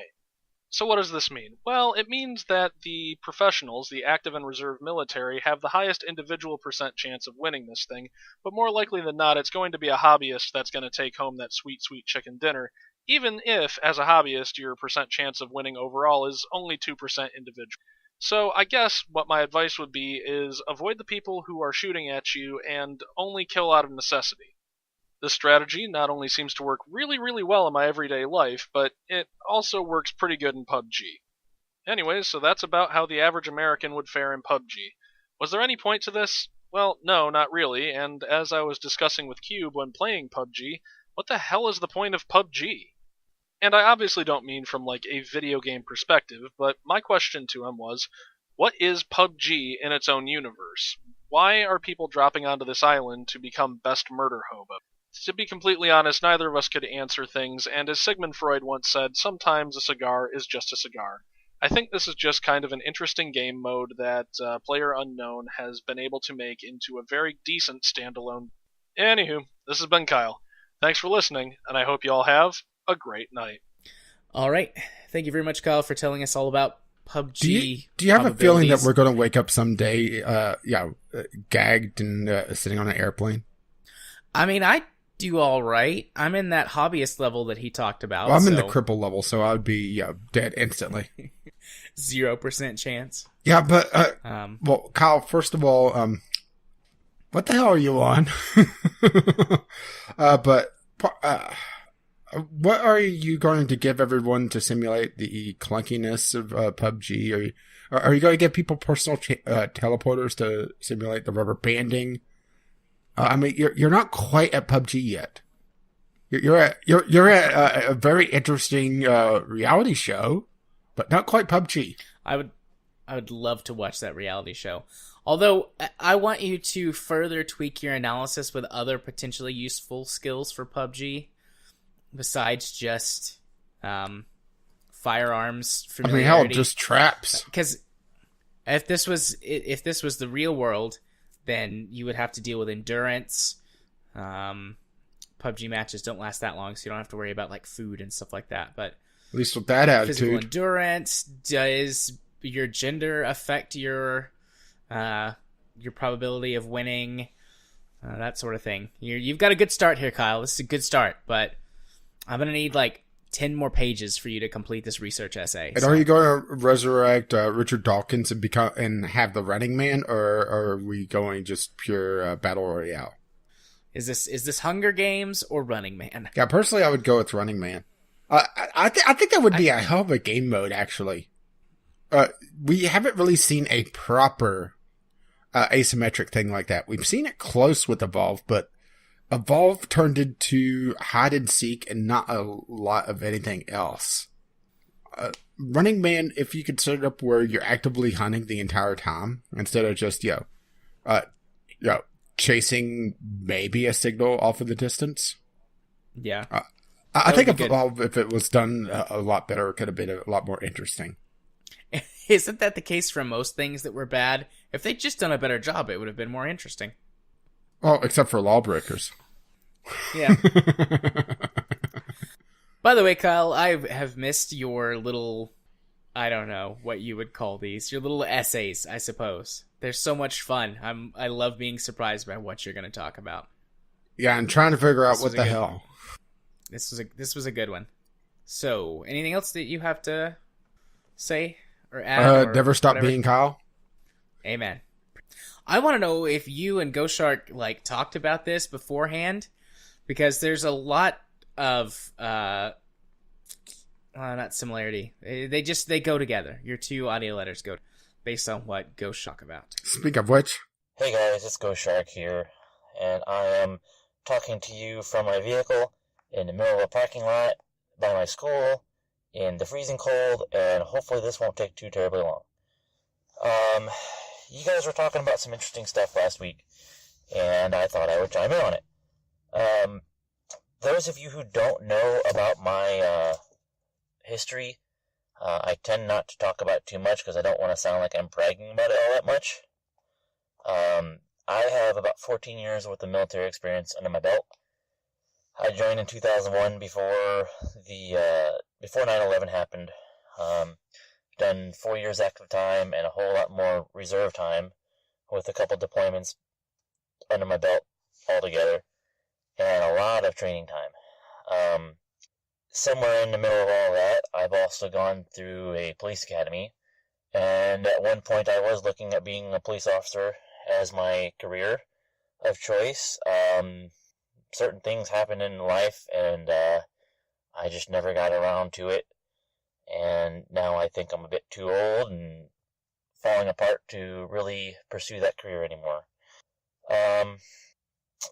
Civilian side, I've worked at a gun shop for about 5 years. I quit that job about a year and a half ago, and I still shoot on occasion, not nearly as much as I used to, but I think that kind of gives me a little bit of a insight to, a lot of these active shooter stuff. With all of my training that I've got, I feel like I have some things to say. Number one is that training is key for any of this stuff, whether it's military, whether it's law enforcement, civilian side, doing concealed carry. The more training you have, the better equipped you will be for whatever might come your way. Civilians, in the gun shop, I've seen plenty of people that needed way more training than they actually had, and I was afraid of what they would do. Would they ever need to use their firearm? There's some people that really shouldn't have firearms, in my opinion. Not to say that there shouldn't be a Second Amendment, but that's the whole political thing that I don't really want to get into right now. But the more training that I've seen, usually the more training I see people get, the more comfortable they feel with whatever they're doing. Case in point, there is a woman that came into the shop. Let's call her Tanya. She was absolutely paranoid. Her car had gotten broken into in her house at least 3 times in 1 month. Unfortunately, in Illinois, or fortunately, depending on the situation, in Illinois, you have to have a firearms owner's identification card in order to buy guns and ammo. She didn't have one of these at the time, so she had to apply for it, wait the 6 weeks in fear of her life, or, bodily harm, I should say, while the card came in, before she could do anything.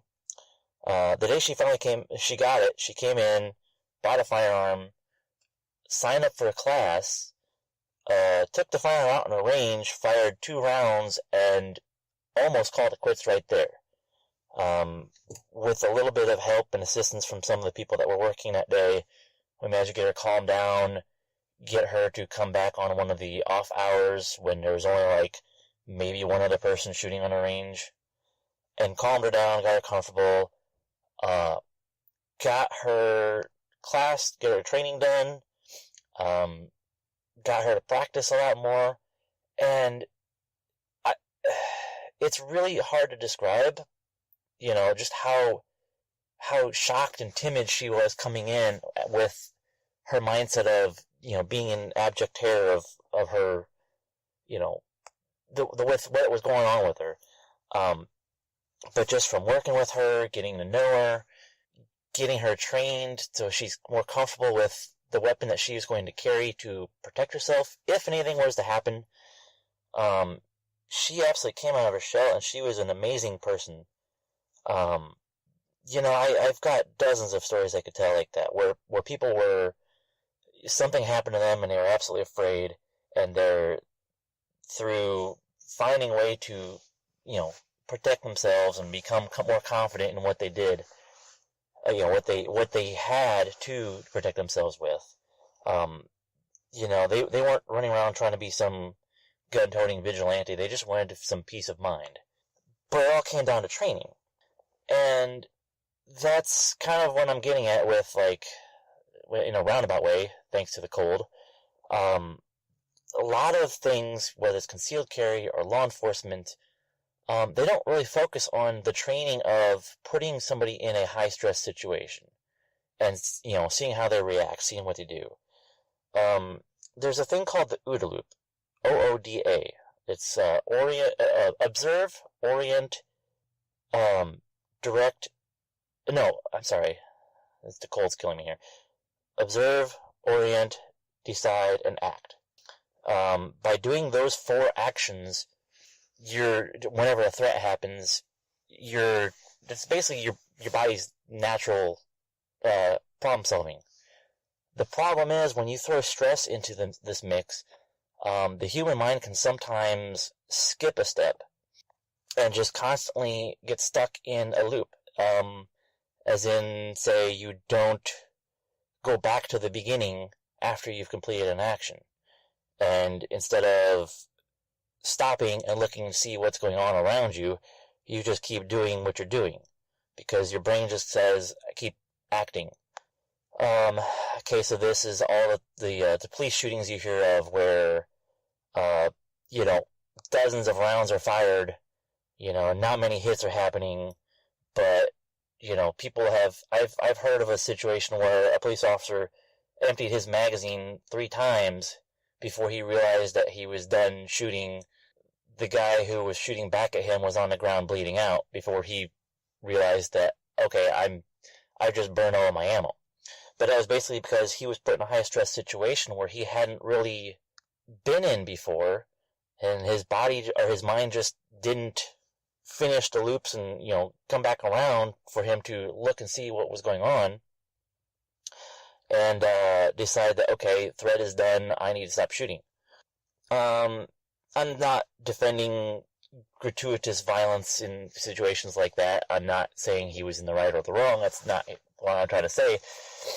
But what I'm saying is, the more times that, the more stress, the more, God, it's cold in here. the more training you have when you're put under stressful conditions, the more apt you are to keep that loop from getting stuck in a crazy cycle. So, and like I said, law enforcement's the same way. Law enforcement, from what I've seen, there really isn't that much in the way of extra training when it comes to marksmanship or crazy things like that. I know of several police officers when I was working at the gun shop who would come in once a year, a week before qualifications, fire 50 rounds at the target, be glad that they actually hit the target, and then leave, and I wouldn't see them for another 11 months until next qualifications happened. So, well, there's that. As far as training and, like this application for, teachers, or even for the military, or for law enforcement and stuff like that, these games, so to speak, that's been going on for a while. America's Army isn't really one of those. Like Rage said last week, it was more of a recruiting tool.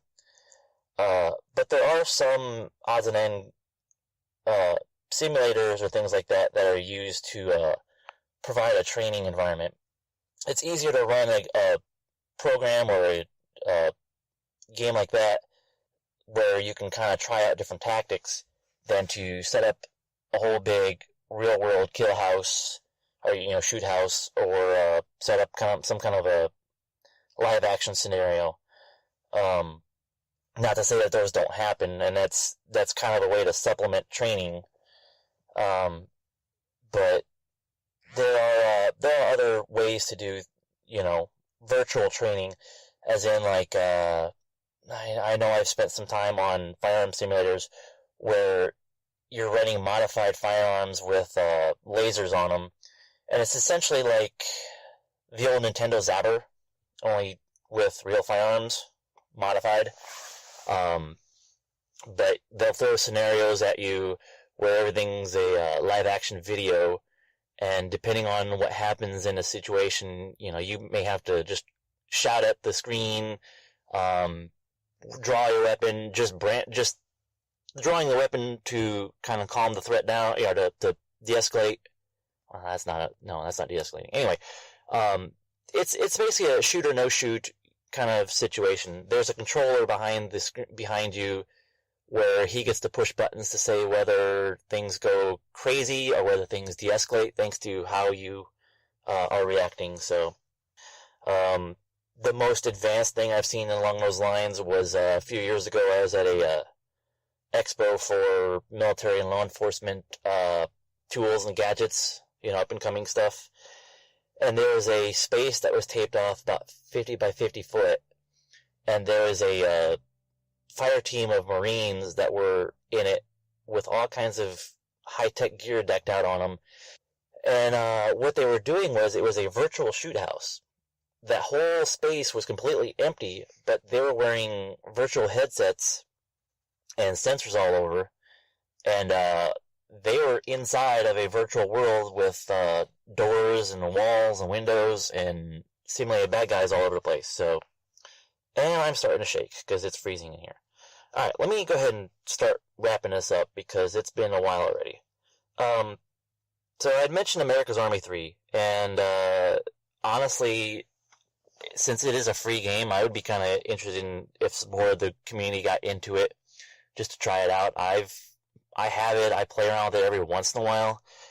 I don't really mess around with the multiplayer because it is a pretty small community, and I would get my butt kicked pretty handily because there's a lot of dedicated people in it. But, that being said, if we all got together and just had some fun, it would be interesting.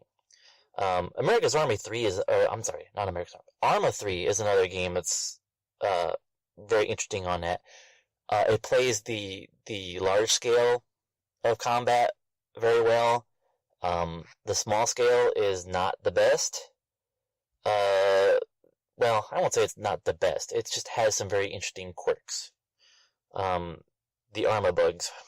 But I wouldn't mind getting more into that. Anyway, God, my hand is frozen right now. Alright, I'll start wrapping this up. Let's see, what else did I have on my notes here? Oh, Bungie. So I've never played Destiny or Destiny 2. I'm a fandroid of Bungie from back in the old days. I know you guys were talking about it. I absolutely love the Marathon series. And if I can ever find those open source again, I know they're on the internet somewhere, that might be something I end up streaming or recording sometime in the future. So, and speaking of streaming, since this is going to actually come out before I'm planning to do this, I'll go ahead and mention it on here. I'm thinking about streaming on Saturday. I'm not sure exactly what I'm going to stream. It's basically just kind of testing out Microsoft Mixer to see whether or not it's going to work on my computer. Because if I do stream The Wolf Among Us, like I'm wanting to, that's probably what it's going to be on, rather than Twitch, since Mixer tends to have, I think they have like a 1 second delay.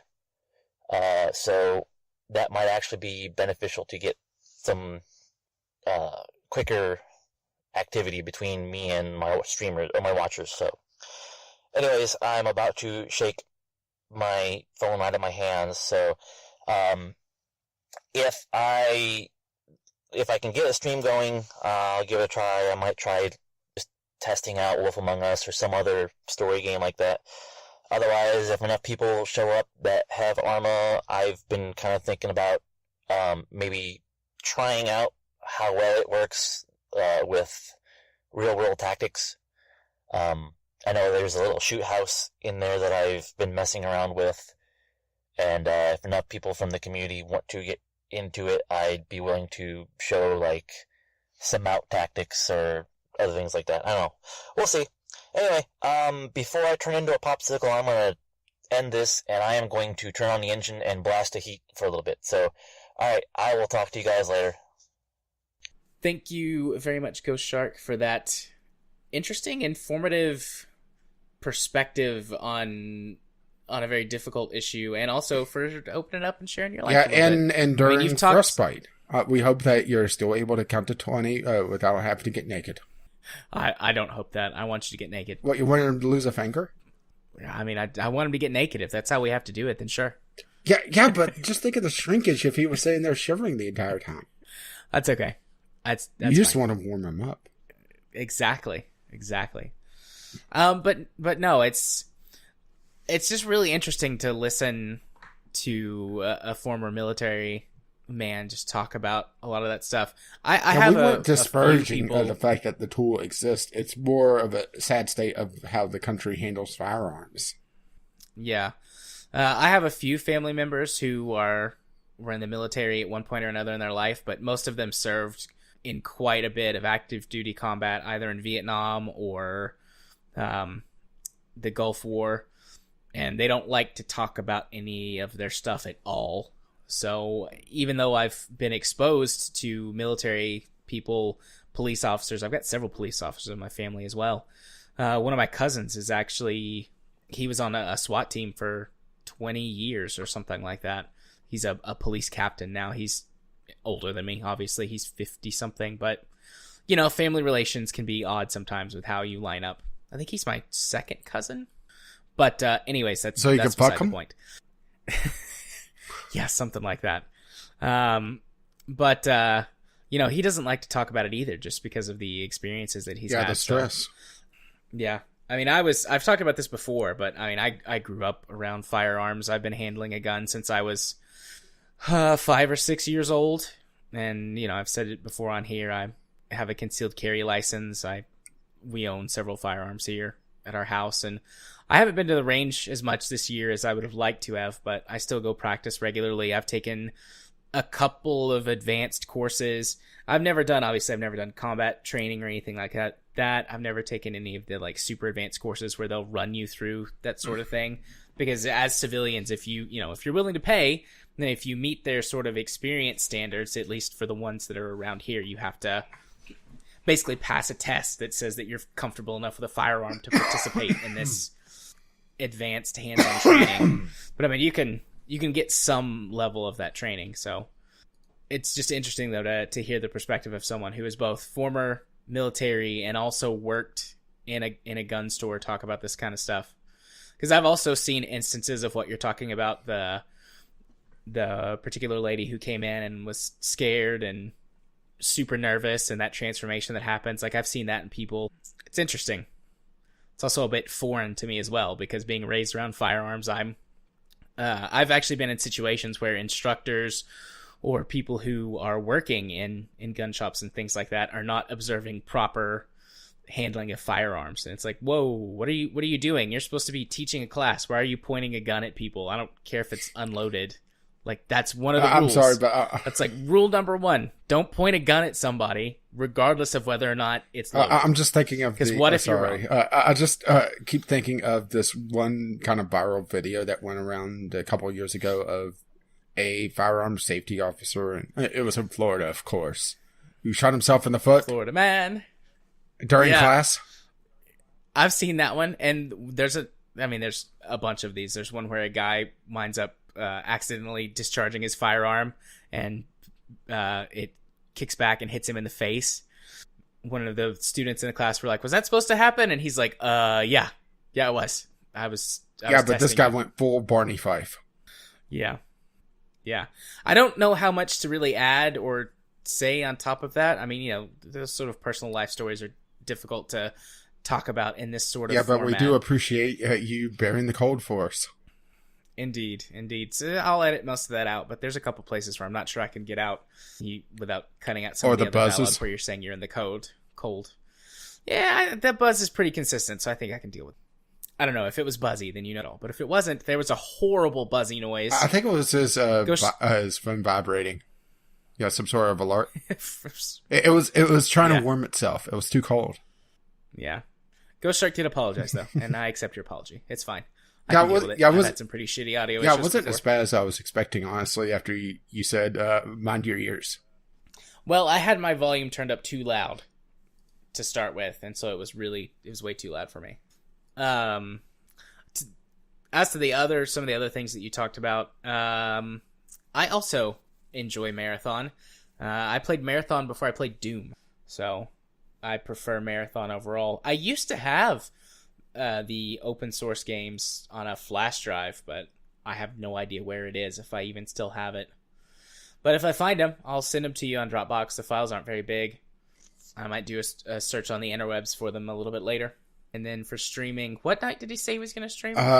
Didn't catch it. Did he say? I'm sorry, I just didn't catch it. If he said it, I just missed it. The audio quality was not that great. Okay. Supposed to tweet about it. If it was for Thursday night, we could all pile on watching Ghost Shark stream. Because Thursday night was when I was planning on doing my makeup community. But if he's going to do it then we'll just all go hang out with Ghost Shark instead. But I'll talk to him about that and figure it out and post a tweet. Although by the time this comes out, if it was going to be Thursday, it'll be too late. Unless you have a time machine. So fuck it. We'll do it live? Yeah, we'll do it live. We'll fix it in post. Do it live and fix it in post.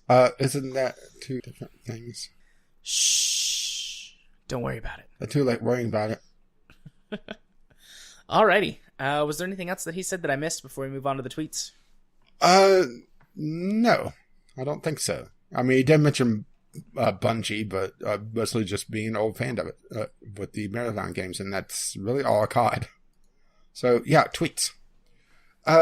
Cool. Jim sent us a link about how when money affects gameplay, companies optimize for revenue instead of player fun, but we already kind of talked about that before, so it's more just reaffirming what we've already talked about quite a bit. So, moving along, Chemist brought up the Civ 6 plus 2 DLCs for $12 with the Humble Monthly Bundle.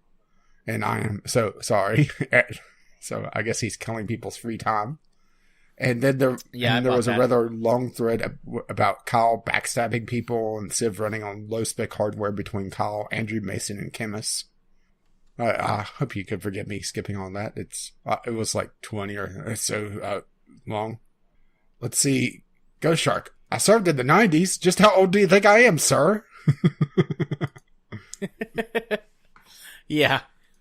I misremembered. And I just didn't hear you say the 90s, so, yeah.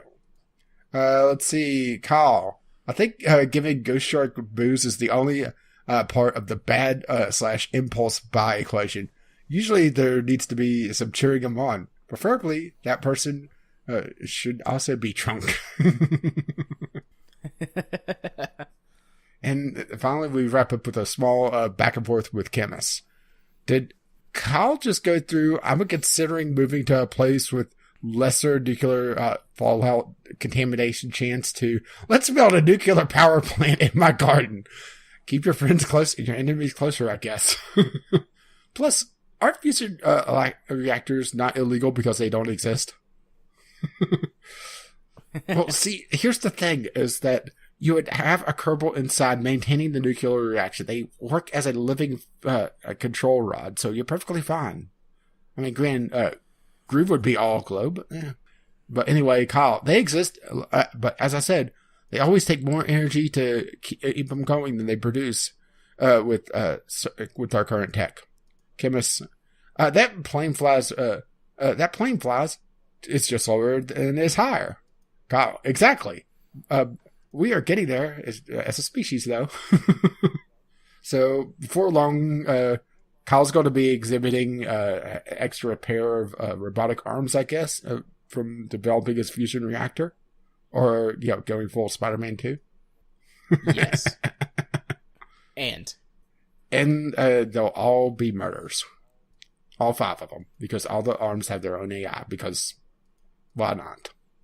That doesn't make much sense in Spider-Man, does it? Why did the robot arms all need their own AIs? I don't know.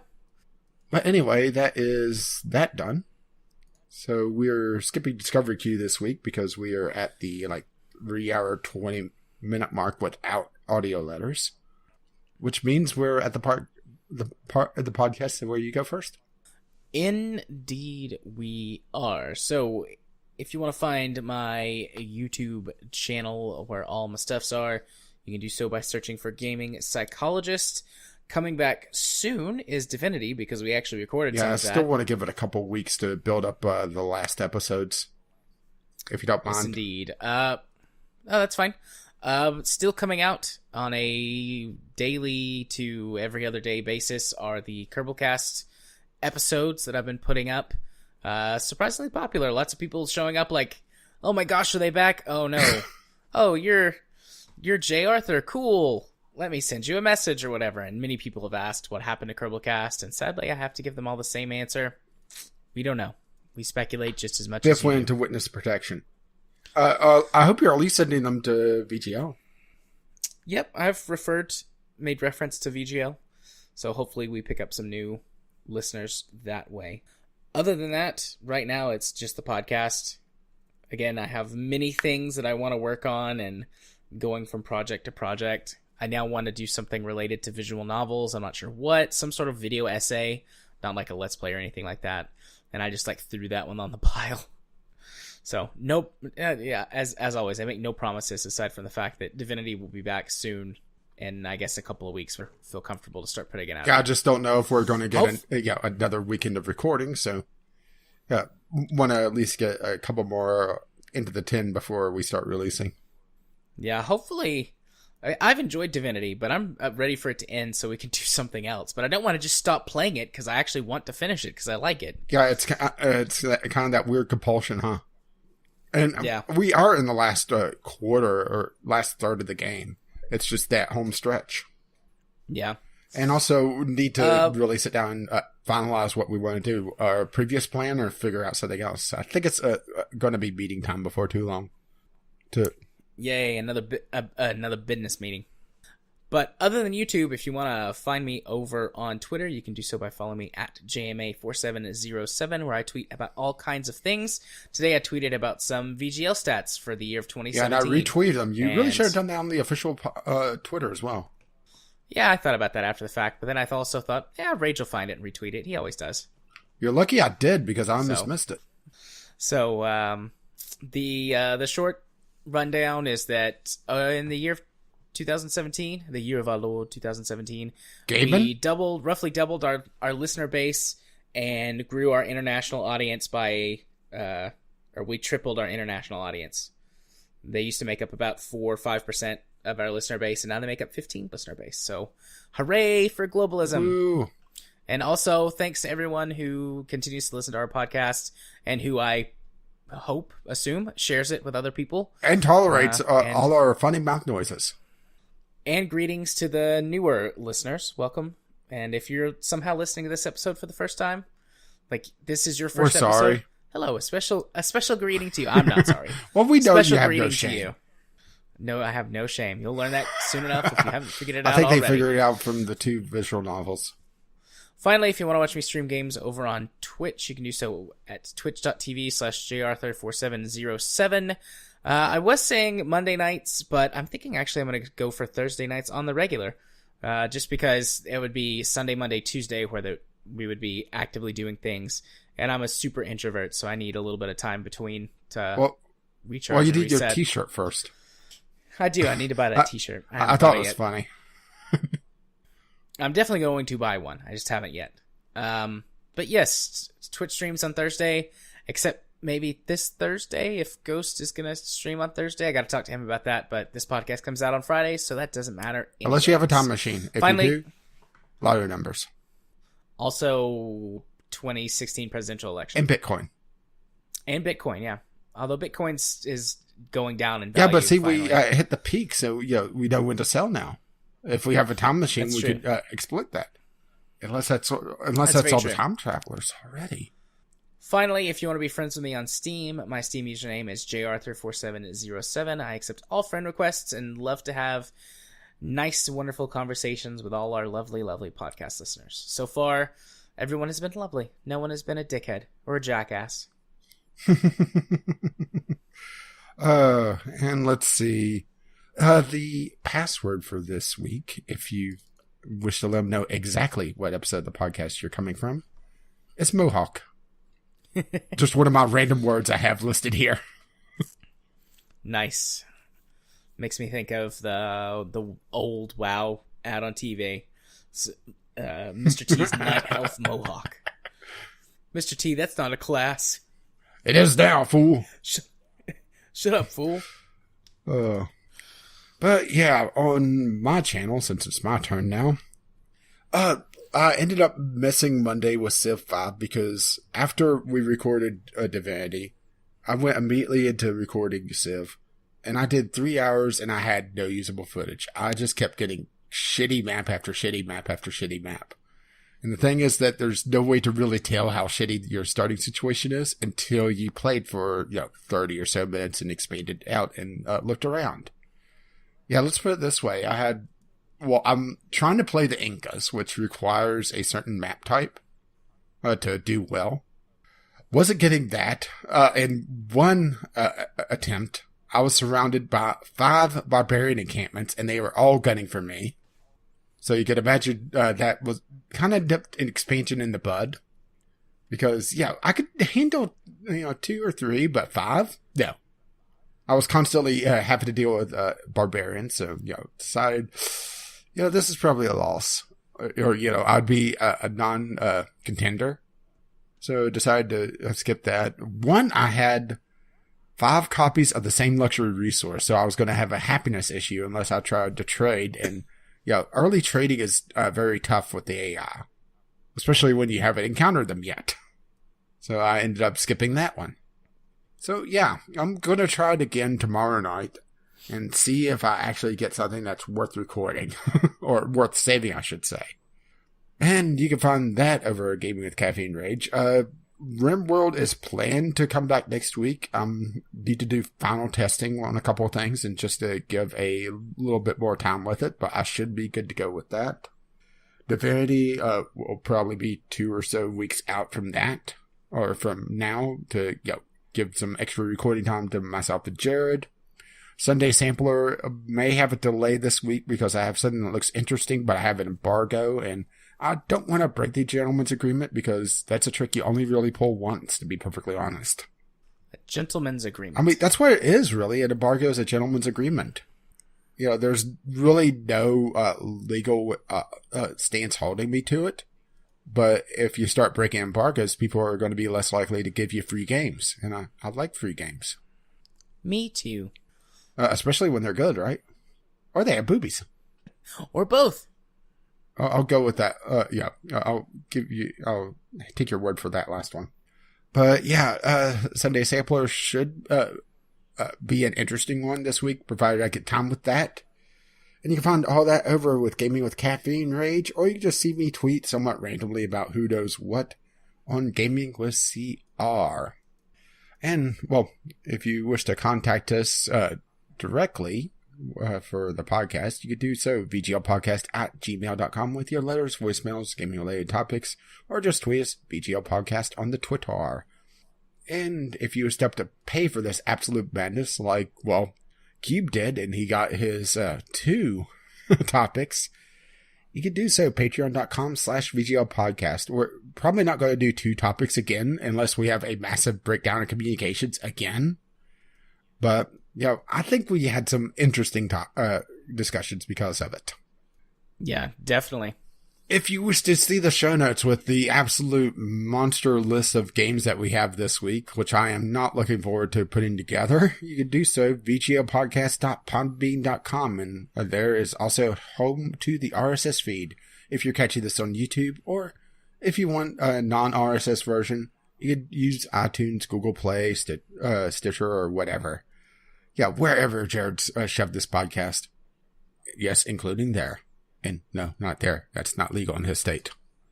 Our intro and outro music is On the Ground by Kevin McLeod. You can find his work at Incompetech.com. And as always, as his lovely music starts to roll across my voice. Bye-bye now. Oh, 2018 actually looks pretty good for gaming.